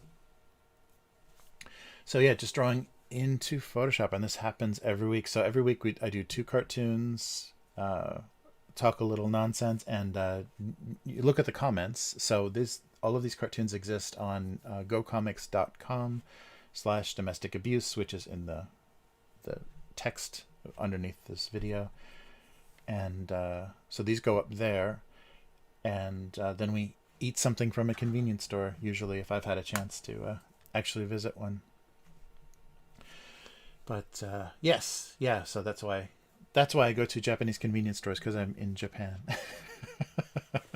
Thank you, K5, for making that make sense. Yeah, I don't think it would go. I could sustain a just going to American convenience stores and eating frozen burritos or 5-hour energies or whatever. Ah, nice. Yeah, thanks everyone for stopping by. So that's what this looks like every week. All right. So coffee and fast food sandwich tried their best to become breakfast. Yeah. I think I'll. So this extra piece proved the long suspected existence of multiple cakes. Right. So yeah, the idea or the name just comes from kind of familiar inanimate objects. So if you see, everything's got eyes, so they're inanimate objects. So just yeah, little cartoons of kind of personal drama or tragedy played out by kind of familiar domestic objects. So that's where domestic abuse comes from. And yeah, I thought it was a good kind of gateway name when I first started the cartoon. And times have changed. I've been doing this for almost 20 years, so yeah, times have changed enough where I think the title is getting a little dangerous. So I wouldn't be surprised if someday the syndicator says, okay, change the name or get rid of the cartoon, or we're getting rid of the cartoon. I wouldn't be surprised if that happens, just because of current political climate. But it's a good kind of gatekeeper for the cartoon, because I think if that name offends you, then you won't like the sense of humor anyhow in the cartoon. So it kind of works. Yeah, and it's the only thing that I've just been able to sustain for that long. So I've had other projects and things that I've worked on, but they've not ever gone that far. Yeah, so next year will be the 20th anniversary. So the first cartoon was 2002. So yeah, 2022 will be the 20-year anniversary. So I'll do something. I think I'll do another collected book or something to kind of commemorate that, because that's a huge milestone. So there's over 2,000 of these cartoons, if you could make it through that many. About 2,000 of these cartoons in the archive, a bit over that now. But originally it started out as a daily cartoon, and then once it became syndicated, then I kind of switched over to weekly, because it wasn't, couldn't be my full-time work. So I switched it to, kind of once a week. I would do the production of it, whereas it would take a couple of days to do a weekly cartoon. It took a couple of days, maybe like 3 days every week, to be kind of coming up with ideas and working on stuff, and having 7 finished cartoons every week, and then also like working ahead. So that was just time that I couldn't sacrifice for what the syndication paid. Like if it was syndicated to newspapers and things, that ends up being a huge amount of money. But just digitally, the revenue is it's mostly just ad revenue, so it's not huge. But yeah, the concept kind of just was able to continue. That's a real difficult thing. Like when you come up with a cartoon or animation or whatever, and you pitch something, the first thing that they want to do, or what they want to see proof of, is it sustainable? Like it has legs. You can actually like take this idea and continue doing it, or have a studio or whatever continue doing it. So I wasn't sure when I first started doing that it was possible, but after the first few years, it obviously seemed to work, because there was just kind of endless inanimate objects and little silly crises or whatever that I could give the character. So it didn't have the only thing that it became difficult is when I talked to people, to publishers and things, they wanted things kind of grouped into categories. So everything to be kitchen based or everything to be holiday based or something. So they wanted it to be more, not just random events happening all of the time. So because I couldn't kind of put it in a specific, these are kitchen jokes or these are, you know, bedroom jokes or office jokes or whatever, because I couldn't put it in a real strict category, publishing was a little bit difficult. So anybody that talked to me about doing collections and little kind of gift book kind of versions of this, they wanted a real strong like category of what kind of cartoons are these, and it just kind of wanders around.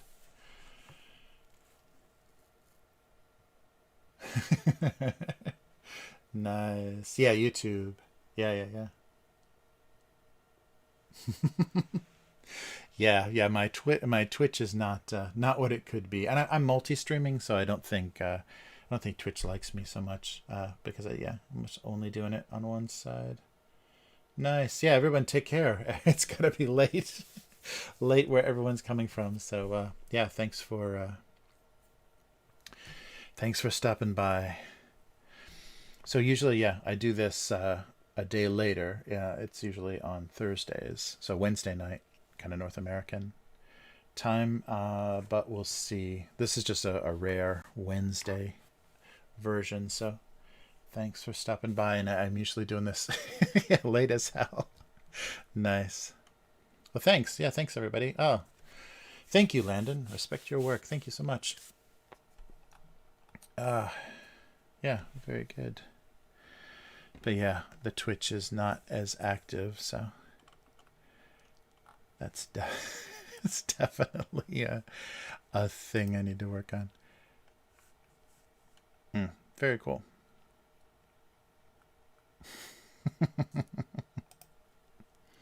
Yeah, everybody take care. Thanks for stopping by. Twitch sucks. Yeah, yeah. Yeah, it was hard to decide like what to dedicate energy to. Nice.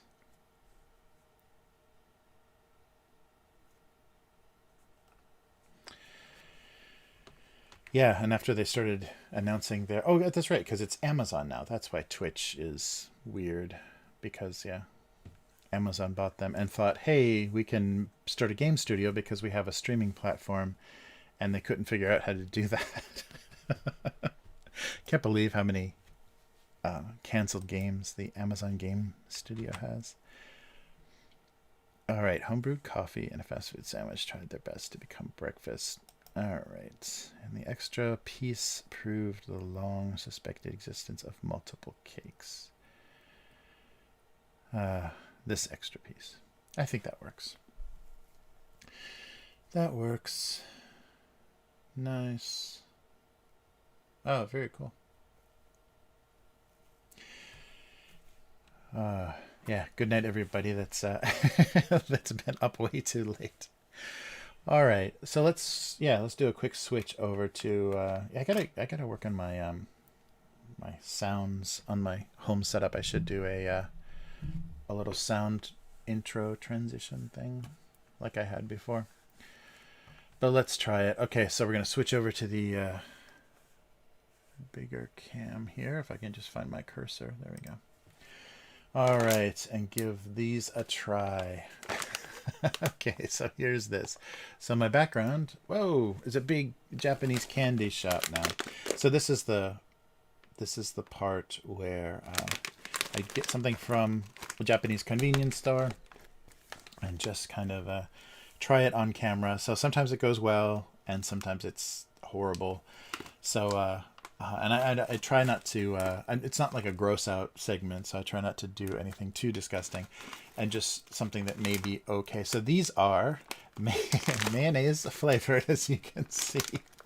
Mayonnaise flavored potato snacks. So they look like just like potato wedges. They're probably just like dried potato wedges, but somehow they're flavored with mayonnaise. But the thing that got me looking at this is look how terrible this potato looks.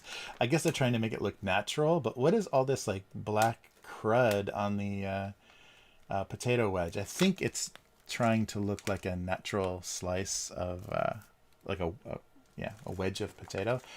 But that's usually in Japan, they're really careful with their photography, and especially food photography. So that caught my attention, how terrible this looks. So let's see how terrible the actual inside of these look. So it's just potatoes and and then some mayonnaise. Yeah, there's mayonnaise. Juice? What is that? Mayonnaise juice? What is that? Their ingredients are a little confusing here. All right, so we can get into this. There we go. So yeah, and these are just the, as you can see, the 7-Eleven store brand.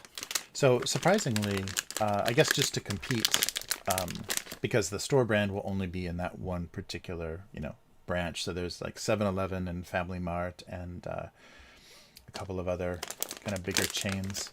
Lawson is still here. So these look like, they look like potato. Let's see. I don't have my overhead light on, so you can't get that pounding bright light. But yeah, they look like potato wedges. Little skin on the outside. Yeah, not too cruddy, but I guess they are going for natural, which is rare because most things you can't eat potato skin in Japan very often. They usually cut it. They usually take it off. Extra mole for extra fire. Nice. Oh no, not at all.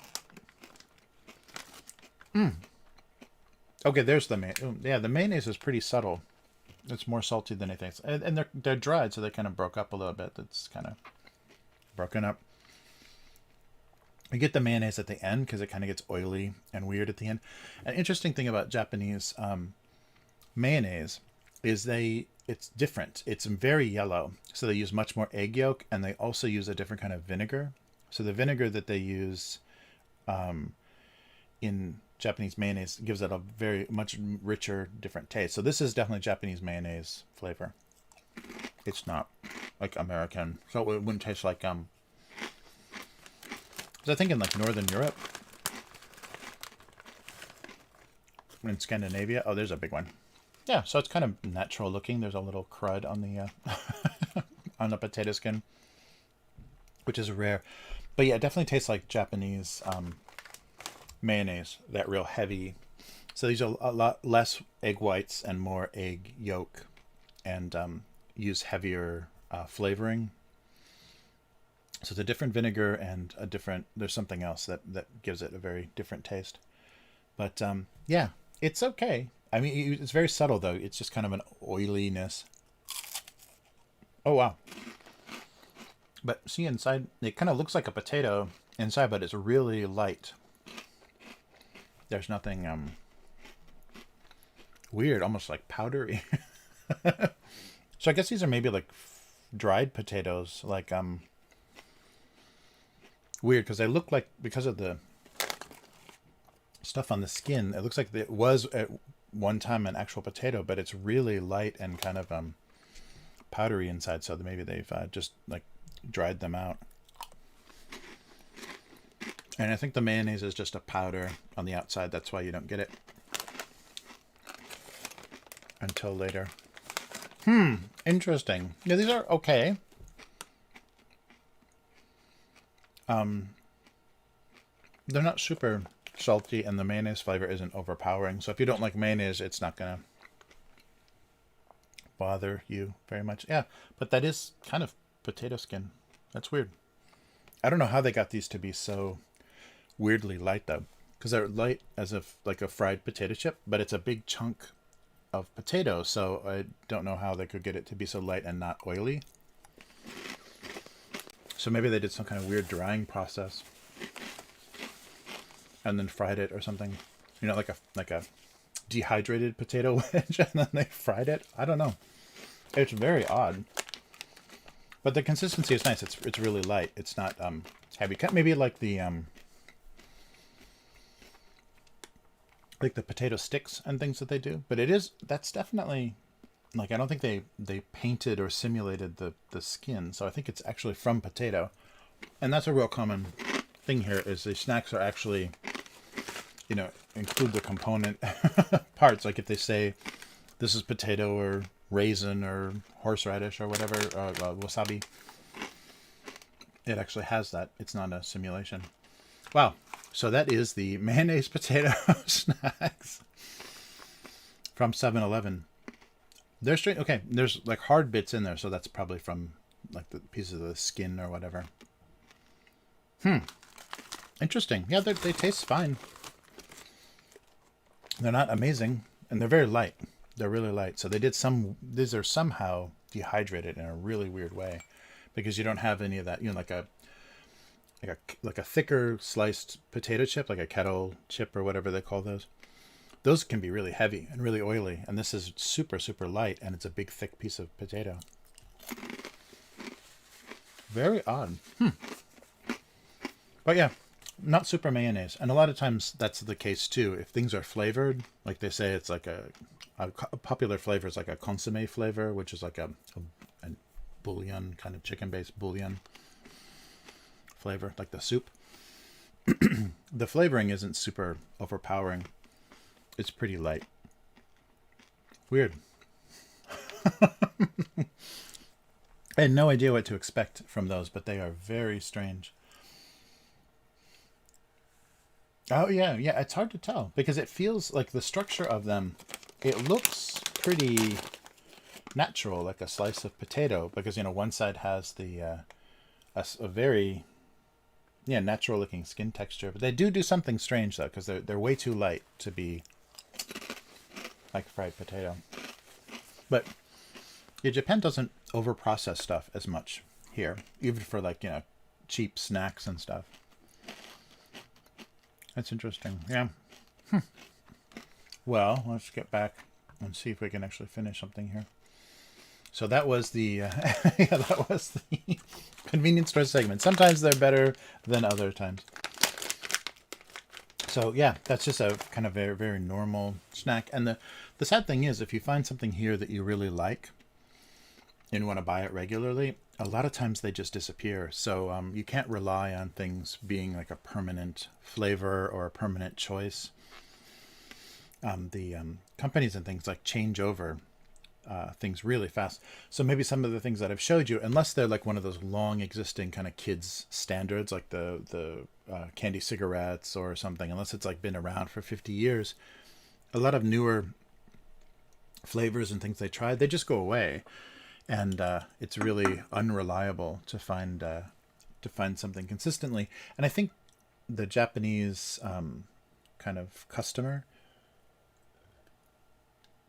they enjoy that. So anything you find that you enjoy is like a short-lived pleasure, and you have to enjoy it while you can because it goes away. That's a real common. That's why they like seasonal food and everything. So you'll have something you can only eat in the springtime, and so that means you've got like a month or whatever where you can find that in restaurants very reliably, but it's something you can only eat every spring. And that seems to be part of the thinking here is impermanence and kind of temporary pleasures are the kind of happiest or most interesting, because they're mixed with you know, you're enjoying something and you're already missing it because you know you can't have it again. Like, you know, once summer comes it will be gone, or once winter comes it will be gone. So that's a really popular a real popular aesthetic here that really you see that again and again. So the love of seasonal things, or the love of kind of limited edition or temporary things, is very common, because it's the missing it, and it's the fact that it's going to be gone so quickly. So like cherry blossoms, like the cherry blossoms are only a few weeks, and that really the kind of represents the kind of Japanese aesthetic, or the Japanese thinking, is that you enjoy something that's so wonderful for a short amount of time, and you know it will come again, or you hope it comes again, but you're already missing it while you're enjoying it, because you know it's so impermanent. All right, so I think we've got the writing down here. This extra piece proved the long suspected existence of multiple cakes. Yeah, I like long suspected. Don't think I'll hyphenate it though, just because it's at the line break. That might make it look weird. And the knife is looking innocent. Homebrewed coffee and a fast food sandwich tried their best to become breakfast. Yeah, hash brown reference would be great. Like they were both missing a hash brown. Oh no way!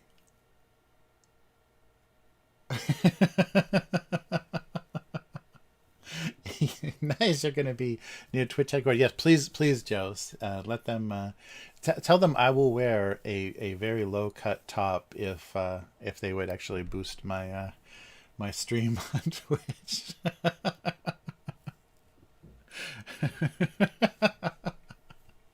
Nice. Yeah, I'm gonna have to start. I'm gonna have to like work on the kind of the cleavage streaming that seems to do a lot better. Or I can do some yeah, physical something physical like hula hoops or jump rope or something. If that would help the stream, you know, I can't see how it would possibly interfere with drawing a cartoon. Uh, yeah, it's so funny.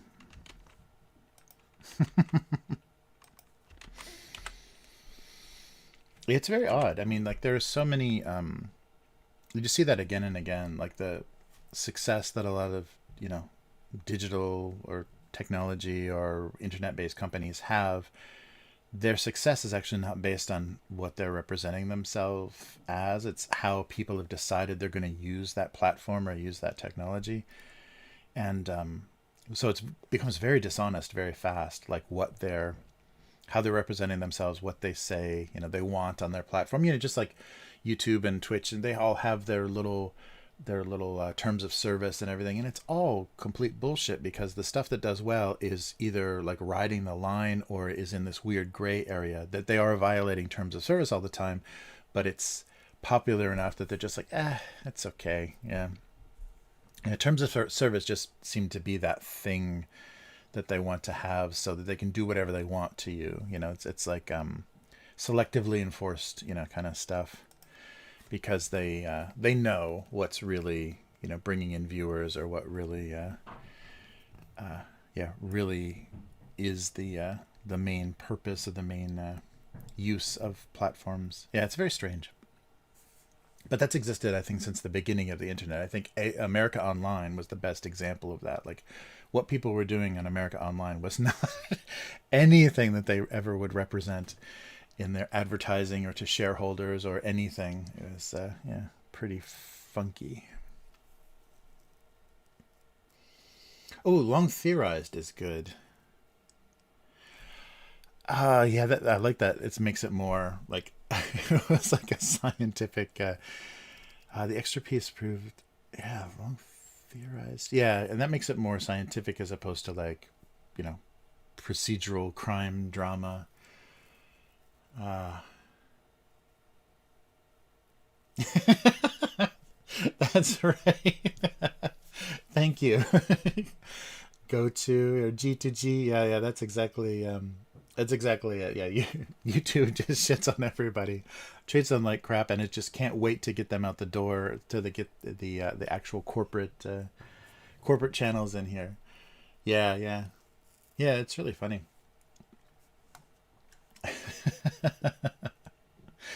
Uh, and I wonder if it's too late. I mean, I wonder if there will never be competition. Like, so YouTube and Twitch just have this dominance that can't ever be rivaled or ever be contested. I wonder if that's just the thing. Like, we've just decided that that's it. Yeah, it's very funny.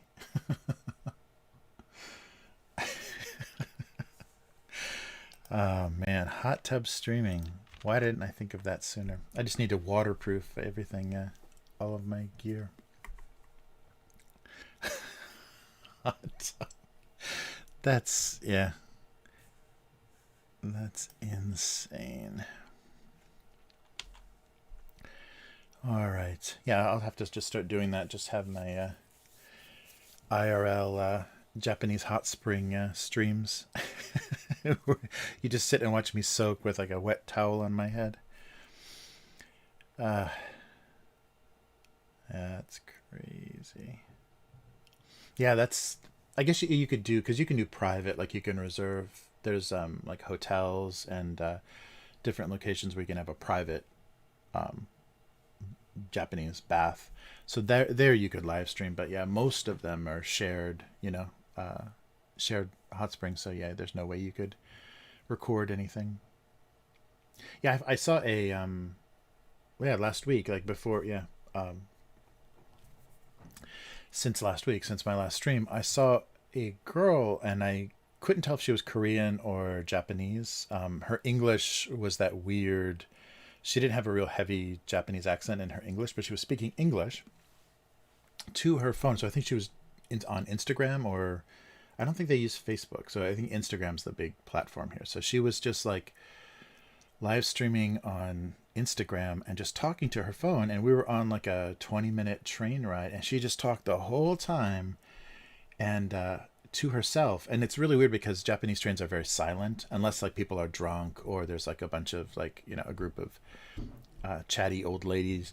The trains are very silent, and so to hear someone talking, and especially in English, like the whole time, was very strange. So she just kind of propped herself into the corner of the car, with her back to everybody, holding her phone up. And so I thought she was having just like a video call or something with somebody, like she had to, on the way to work or something, she was, like catching up or whatever. But she was just ranting into her phone, doing some like political rant, I think, because I wasn't listening. I had my headphones in, and I didn't notice that she was speaking English until we were both getting off the train. But the whole time she was like ranting into her phone. It was a really, really long time, so I assumed it had to be a phone call. But as we were getting off, she's walking and still talking, so she's just live streaming into her smartphone. Yeah, that was really bizarre. I couldn't understand. That's the first time I'd seen that, and I couldn't understand like what she was doing. And also too, because behind her, she would have caught some, faces or some people seated behind her. She was standing up, but kind of like in the corner, so the camera was, unless it was only her. And you're not really allowed to do that. You're not really allowed to video people in public in Japan. So yeah, it was really bizarre. So I don't know what that was. I should have paid attention to her username or whatever to find out. But that's really funny.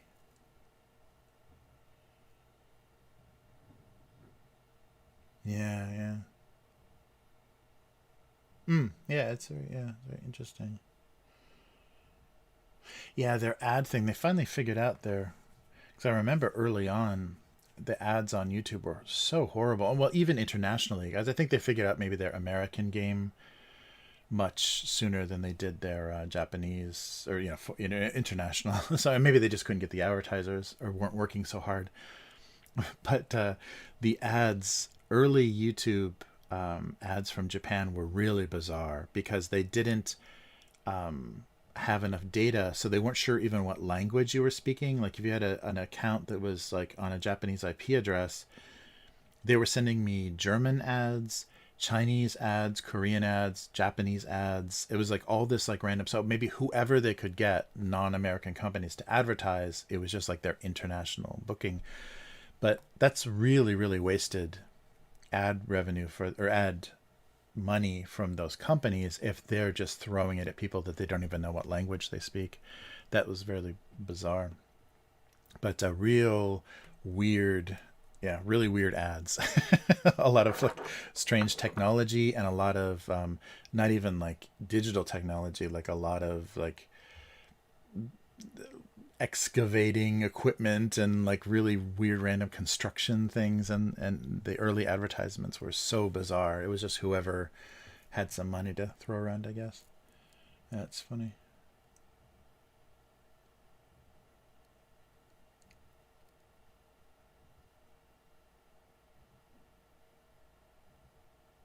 Wow, yeah. Yeah, it really has, yeah, the speed of internet and everything they can deliver. Yeah, because I couldn't even imagine like however many years ago, when video was, it was always buffering, like nobody had fast enough internet to just be playing ads all the time. And now you have like websites that are just automatically playing an ad as soon as you visit. They're automatically playing a video in the corner. It's like, wow, that's so much bandwidth that they're just sucking up, like playing these unwanted. And a lot of times they're muted, but sometimes they're not. Just like instantly a video starts to play, and like, wow, where is all that bandwidth coming from? Yeah, yeah, live streaming is really it's amazing that this is a thing that you're broadcasting. I mean, you're doing what costs millions of dollars to be able to do, 30 years ago. That's insane. Like you couldn't do this to, because even the people that wanted to broadcast, their only resources were the, it just fell out of my head. The, like the public television thing where you can go, it's like an open studio and you just book time and you can use a public access. So the public access channels of bigger cities, you could go into I guess it was like PBS or whatever, but you could book time, like weird after hours time, and do a television show, and they would let you use a phone with a little kind of call board on it. You could pick up and put down calls. So you can do a call in telephone talk show, or just some kind of two people talking to each other. Like, so public access was like, that was it, that was all you could do. And now, yeah, anybody they could do a whole huge network of whatever. And the technology is all there, and to do it from just about wherever. Yeah, it's really crazy. Yeah, right. And then the consoles just have the a button you push and you're streaming. It's insane. Yeah, and I can't imagine like where it's going to go, other than it being like really restricted. Like, they're just going to have to start putting controls on things to try to eliminate competition, so they can get more attention to corporate run, what certain platforms see as more legitimate content. They're going to have to start just stifling, like making it too expensive. And already kind of the barrier to entry and stuff on YouTube is becoming more and more difficult. If you want to get monetized, it takes a while.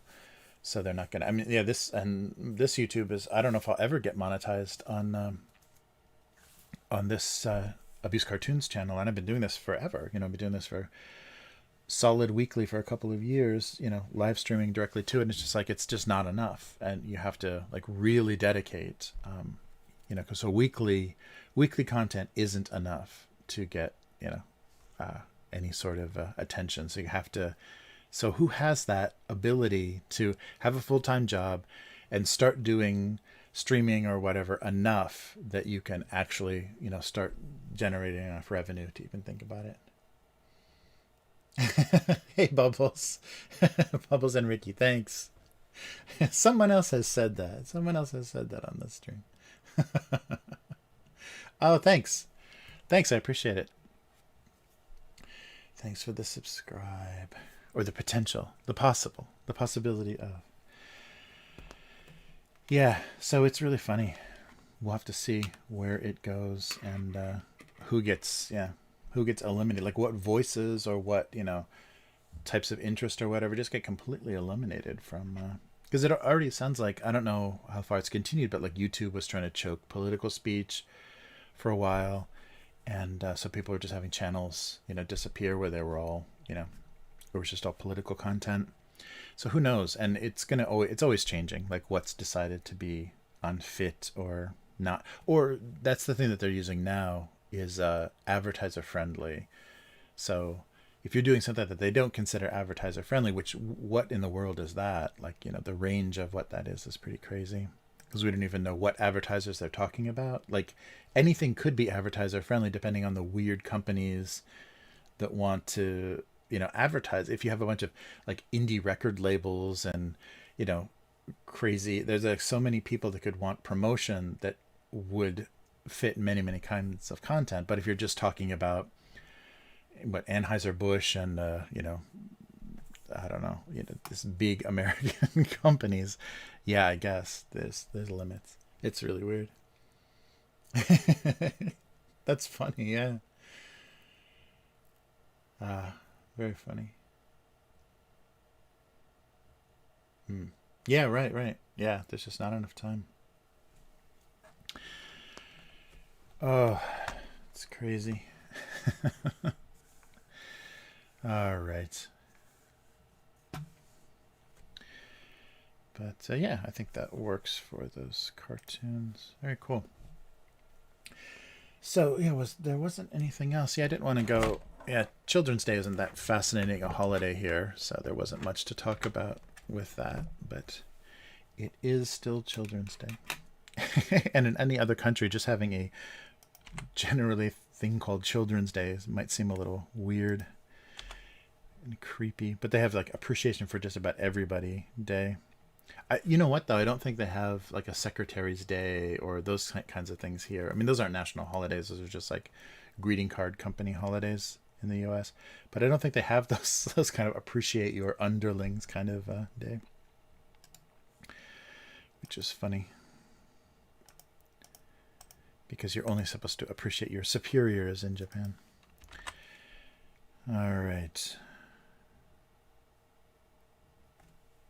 Yes, best to come breakfast. I'll just do a quick spell check on these guys, just in case there's a typo or something I missed. All right. Nice. Yeah, that's funny. I think I'd much prefer Jack Black's career though to to this one, because how fast did the Jablinski Gaming take off on YouTube? That was insane. Like he instantly had like a million subscribers. Just going on. I think it's like his kid's producing that too. That's crazy. Insane. All right, so let me resize these. Yeah, I haven't watched in a while though. I used to like regularly watch some Jablinski Gaming, but I haven't seen that in a while.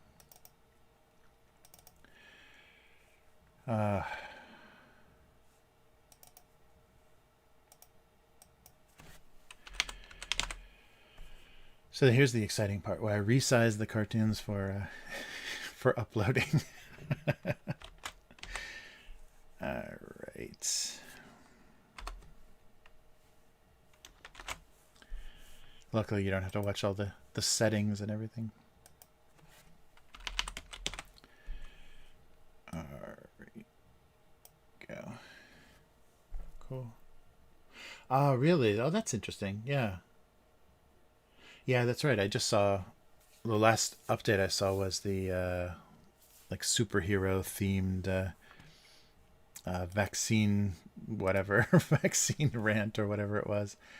Yeah, and I'm sure though with a a busy film and music career, and that was the thing that was cool though is he would do so much behind the scenes. Like you got to see the back kind of behind the scenes of the touring or movies or whatever. Like he would go bother his co-stars and stuff for content. That was pretty cool.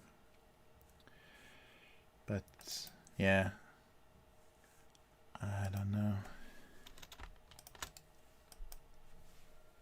And I guess it's hard to, in the like the new terms of everything, it's hard to measure like success, because I feel like this is worthwhile doing. Like doing this live stream for the cartoons is worth doing, but it's not like generating anything but like kind of just my motivation, and kind of like I'm much more, I feel more satisfied like working on the cartoon, like having a chat, like an active chat and everything. But so it makes it much more satisfying to do the cartoon, but it's not like made it more successful or made, yeah, I don't know. So it's really hard to measure success of kind of online things unless you're just, looking at purely revenue. Oh, no way. Oh, wow. Oh, that's crazy.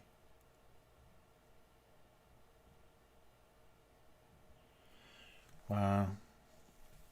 Yeah, so I wonder what the motivation, and it may just be like his kids got busy at school, so they can't do production anymore for YouTube.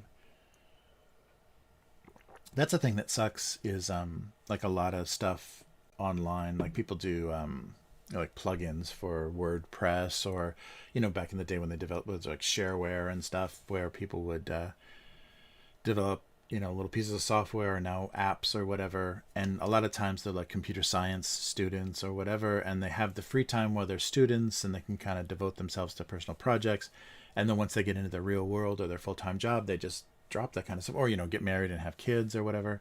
Their schedule just gets crazy busy, so they just drop those projects and those things, and maybe didn't realize like how necessary or how important some of those things were to people. So yeah, that's really difficult. People can't measure success or how something's needed or necessary very well with all there's not good ways to measure any of that unless you're just looking at traffic to a website or subscribers or ad revenue. That's not a real good picture of how stuff works. I would bet though that the YouTube channel is just because his kids got busy with school or whatever. I bet they got distracted, and without that, he probably doesn't have any. He can record stuff, but doesn't have anybody to kind of edit and upload it. So yeah, it's funny. I wonder. But yeah, so yeah, I'll be on Friday again. So if you're interested in tabletop board gaming, role play game, RPGs, or anything, I've got another channel, Upturned Table, which is listed in the description under this video. So Upturned Table is the gaming channel that I work on, and we do reviews and unboxings, and every week we have kind of a news, kind of just a topical discussion of kind of current stuff in tabletop. So that happens every Friday, and Joe is an awesome mod on that live stream as well. So that happens noon, so lunchtime Japanese time every week on Friday. So if you're interested in anything like that, or just want a place to hang out for about an hour, the Upturned Table weekly. So it's the Weekly Live is the name of the show. So we do the Weekly Live on Fridays. And just do a discussion of everything that's going on. I'm trying to think of stuff that's been coming up recently. But just talk about tabletop stuff. Sometimes comics and movies and stuff. I think I'm going to bring up the Dungeons and Dragons movie is now filming, so they're making another one of those movies, and I think it's just because Hasbro's got a lot of money. They want to see if that property actually can make them money in other, in maybe animation or whatever, because they're realizing that they've got a decent property, because even over like the lockdowns and everything, the online gaming, like a virtual tabletop, like everyone's got a webcam and they're playing on like a shared screen, that got really popular. And so did Magic. They said people playing Magic the Gathering online was like through the roof during the lockdown, which of course it is. Nice. But so if you're interested in anything tabletop or kind of pop culture stuff, we do a little discussion. So Chris and I, during lunch break, do a little bit of recording, and we're trying to figure out some other kind of weekly content so I can make that a little more regular. And as things kind of open up, I can't do anything right now. We can't even like game together right now. It would only have to be through Discord or Zoom or whatever. So it's not even easy to game right now. But I have to give something a try, because it doesn't seem like this is going to go away anytime soon, because by the time things start to get better, we're going to get back into flu season again, and then they're going to start warning everybody. So we'll see. So so check that out. Upturnedtable.com is the website, and it's just a bunch of content for online, or for pen and paper RPGs or board games. A lot of that good stuff. And I've got something. Maybe I'll do that. Maybe tomorrow night if there's time. I have no idea. Tomorrow sounds like such a nightmare. But if there's time, I've got another big game that I just got that has a bunch of miniatures again. So another incredibly complicated miniatures game that I'll open up that just came in from China on the boat. But hey, thanks, Joe. If you posted what I think you posted. Nice. Yes, yes. That is the weekly. Thanks so much. Uh, it could have been any random YouTube video. Yeah. So, yeah, that's fun. That's fun to do. It's a fun discussion. Always, though, that's the strange thing. And the previous podcast that kind of Upturned table came from, it had a real kind of mixed audience between older and younger gamers, and a lot of there's definitely a big split of opinion, and kind of there was a kind of a Protestant Catholic kind of division, I think, between a lot of how people want to play games. So it's very difficult to talk about all of gaming because you're stepping on somebody's toes somewhere. Somehow, either you're being too new and progressive, or you're being too old fashioned and gatekeepy, whatever. So yeah, that's pretty funny. It's a just like everything, it's becoming divided. All entertainment must break out into oh yeah, yeah. The freeze was just the software. Yeah, it was just that OBS. Because the week that I fixed it, I just used a different version of OBS, updated, and then Windows did a restart, and I updated that other OBS, and yeah, it seemed to be working fine. It's very random, and I think because I record, so I stream at home, but I take some of the same equipment and bring it to the office to do the weekly, and so I'm always reconnecting stuff, and Windows is always it's a little bit of a gamble. Like every time you plug in a USB device or HDMI or whatever, it's like, will it recognize it? Is it going to see it the same way that it did before? Will it load the driver? Yeah, it's always that kind of fun stuff. And then plus OBS on top of that doesn't make it any easier. I think everybody, because I was reading the reviews of the new Cam Link, so the thing I used to convert the HDMI to like a USB input that I can just use in OBS, the reviews for that is like so many people, like half the people that use that device can't get it to work. They can't get the video to show up, and there's a lot of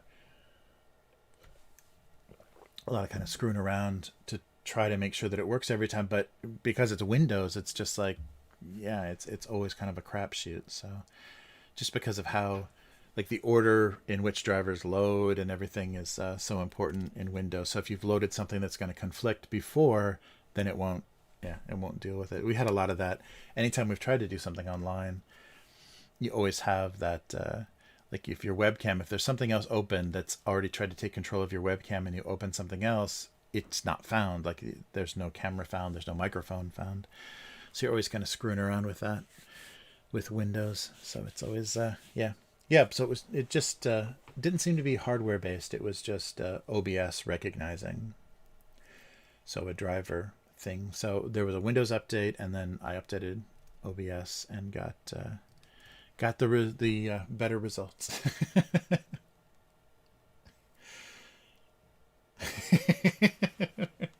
Yeah, right. Windows ME. Oh man. Oh, thanks, Bubbles. I appreciate it. Yeah, yeah. This is just kind of a very chill, laid back stream. So nothing too crazy. Sometimes just complain too much, maybe. Yeah, that's about my biggest sin on the channel. Is just yeah, the misanthropy of frustrated with people and the condition of things. But yeah, I realized that being here and being kind of outside of the American news bubble and everything has probably helped a lot. Probably helped my kind of negativity a lot, because I can't imagine if you're just being constantly in that news cycle and pounded with constant updates about nothing. Yeah, it's just it's really crazy. So I can distance myself from that. So that helps a lot. But I never realized that. It's the same thing with like American diet and everything. I couldn't imagine the situation, like health wise, the situation I'd be in if I stayed in America, because I was basically like, before I met my wife now and before we moved to Japan, I was like committing like cheeseburger suicide. Like I was so busy working, I ate so much fast food, and it just like it kills you. I mean, it's just like you don't realize how dangerous that is, like in like long term, like if you do like regularly long term stuff. I would have been a mess. And yeah, being here, the diet is like really different, and you eat so much like really fresh food. Like you go grocery shopping every day and eat fresh almost every day, and that's such a huge kind of culture shock, or very huge difference compared to how I was living in the U.S. And yeah, I can't imagine. Can't imagine I would have not had my first heart attack by now. But those $5 Angus burgers at Carl's Jr., come on. Those are, yeah, irresistible. Nice. Yeah, it can be everybody's relaxation technique. Yeah, I never thought I could combine cartooning and the what is it, the ASMR,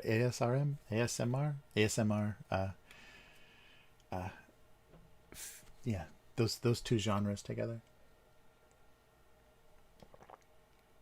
Yeah, I just need one of those super sensitive, like large diaphragm microphones. I guess those just look like reversed headphones. That's so funny. It just looks like you took a pair of like professional headphones and turned them inside out and put them into a microphone. I guess because they're doing it's stereo, so they can do kind of stereo space sounds and stuff. Yeah, that's very funny. I guess those things are really expensive too. We've talked about that before. They're super expensive too because they're so sensitive. But yeah, so yeah, I'll be doing that again on on Friday. We'll do the live thing, and yeah, if you take a look at that channel, that I pop up more often on that. This channel is usually just the once a week live stream when I draw the cartoons, but the other channel is real random random live streaming events and stuff. So there's much more different content on there, and yeah, and I'm just talking to some other people about working on some stuff for that channel, for the Upturned table channel. So we'll see if I can get some other regular things going on. All right, I think we're good for this week. Maybe everyone's asleep by now. But yeah, hopefully the timing, and that was the other difficult thing, is from Japan, the timing of a live stream was really difficult. When we were doing it for the gaming thing, we kind of had to do it after work for a gaming stream, and that meant it was like morning in Europe, I guess. That was like that was the only time people were really around. So the after work time that was available to us to get together during the work week was terrible for live streaming because nobody was around. So we had to do it more in the middle of the day, but then everyone's working, and yeah, it's really crazy.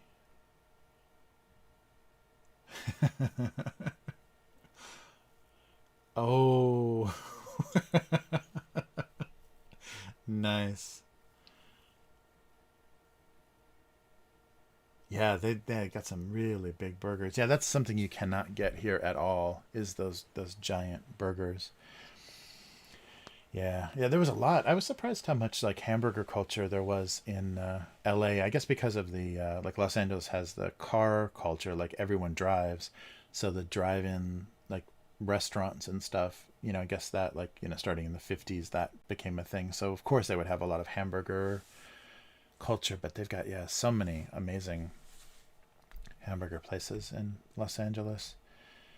But yeah, Carl's Jr. That was gonna be my my method of uh, of suicide. That was really bad. Uh, yeah, and that was mostly like, so I was working from home, and I had my daughter like alternating weeks, and yeah, it was just really bad. And then on top of that, there was a pizza place that I think it was like Tuesday or Wednesday. They did like $5 for their large pizza, and their large pizza, it's like American large, so giant pizza. So that would be my other lunch, dinner, breakfast. I was much younger then, but yeah, you could have a pizza around for a long time. It's crazy.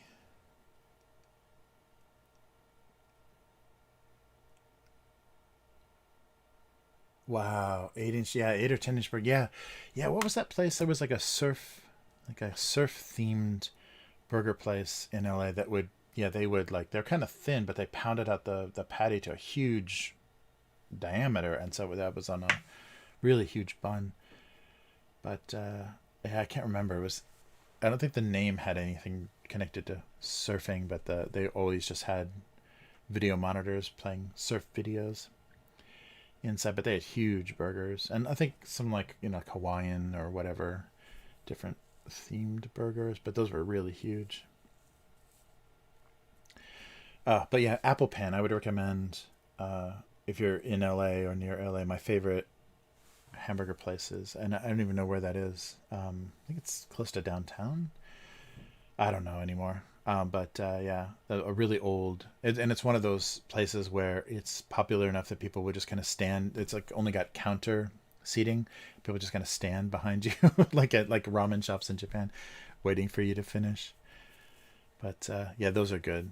The not big burgers, but they've got good cheese, and they're what are they? It's like I forget what like their signature burger was, but that was the best hamburger that I had in LA. That was not a chain place.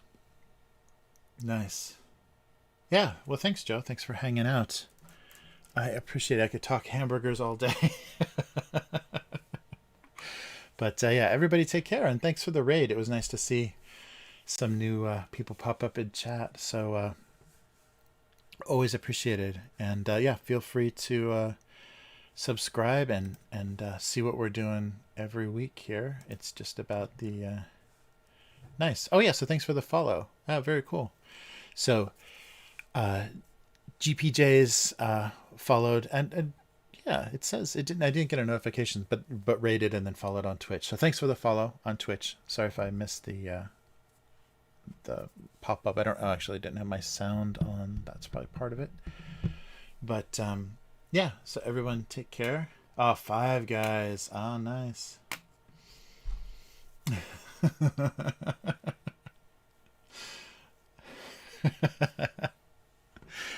Nice. I don't think I've seen a Five Guys. I don't think I've had Five Guys. I've had it's mostly been L.A. I mean, well, my burger experience is L.A. So In and Out and Fat Burger and Carl's Jr., which is basically it's Hardee's in the rest of the country, and yeah, and then a lot of the smaller kind of one-off places like Apple Pan.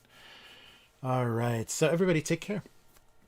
I'll be back and do this again next week. So this is Abuse Cartoons. So abusecartoons.com is the website, and on Twitter, Abuse Cartoons. So both Twitch and YouTube have channels, and so I restream to both of those places, so you can find me there and get notifications every week. So I'm not sure. I'll kind of give an update, maybe on Twitter about what's because I can't do posts yet on YouTube, but I'll give you an update about what time, because I may need to change the day back to Tuesday for a little while, but I don't know about that yet. So we'll see how that goes. And yeah, and if you like this cartoon and want to read some more, gocomics.com/domestic abuse is the archive of the last 20 years of this nonsense, almost 20 years. And I'll be doing this again next week. And if you want to support the cartoon, patreon.com/abusecartoons is the Patreon to so signed books and original art and stuff on there if you like what I'm drawing. And yeah, I'll be back next week. So everyone, take care. And yeah, I'm keeping you up late. So everyone, take it easy. Excellent. Yeah, send me some burgers. Oh man, that would be amazing. But we'll do this again next week. So everybody stay safe and sane during these weird times, and come back and just hang next week. So take care, and I will see everybody then. Good night, and be good. Bye.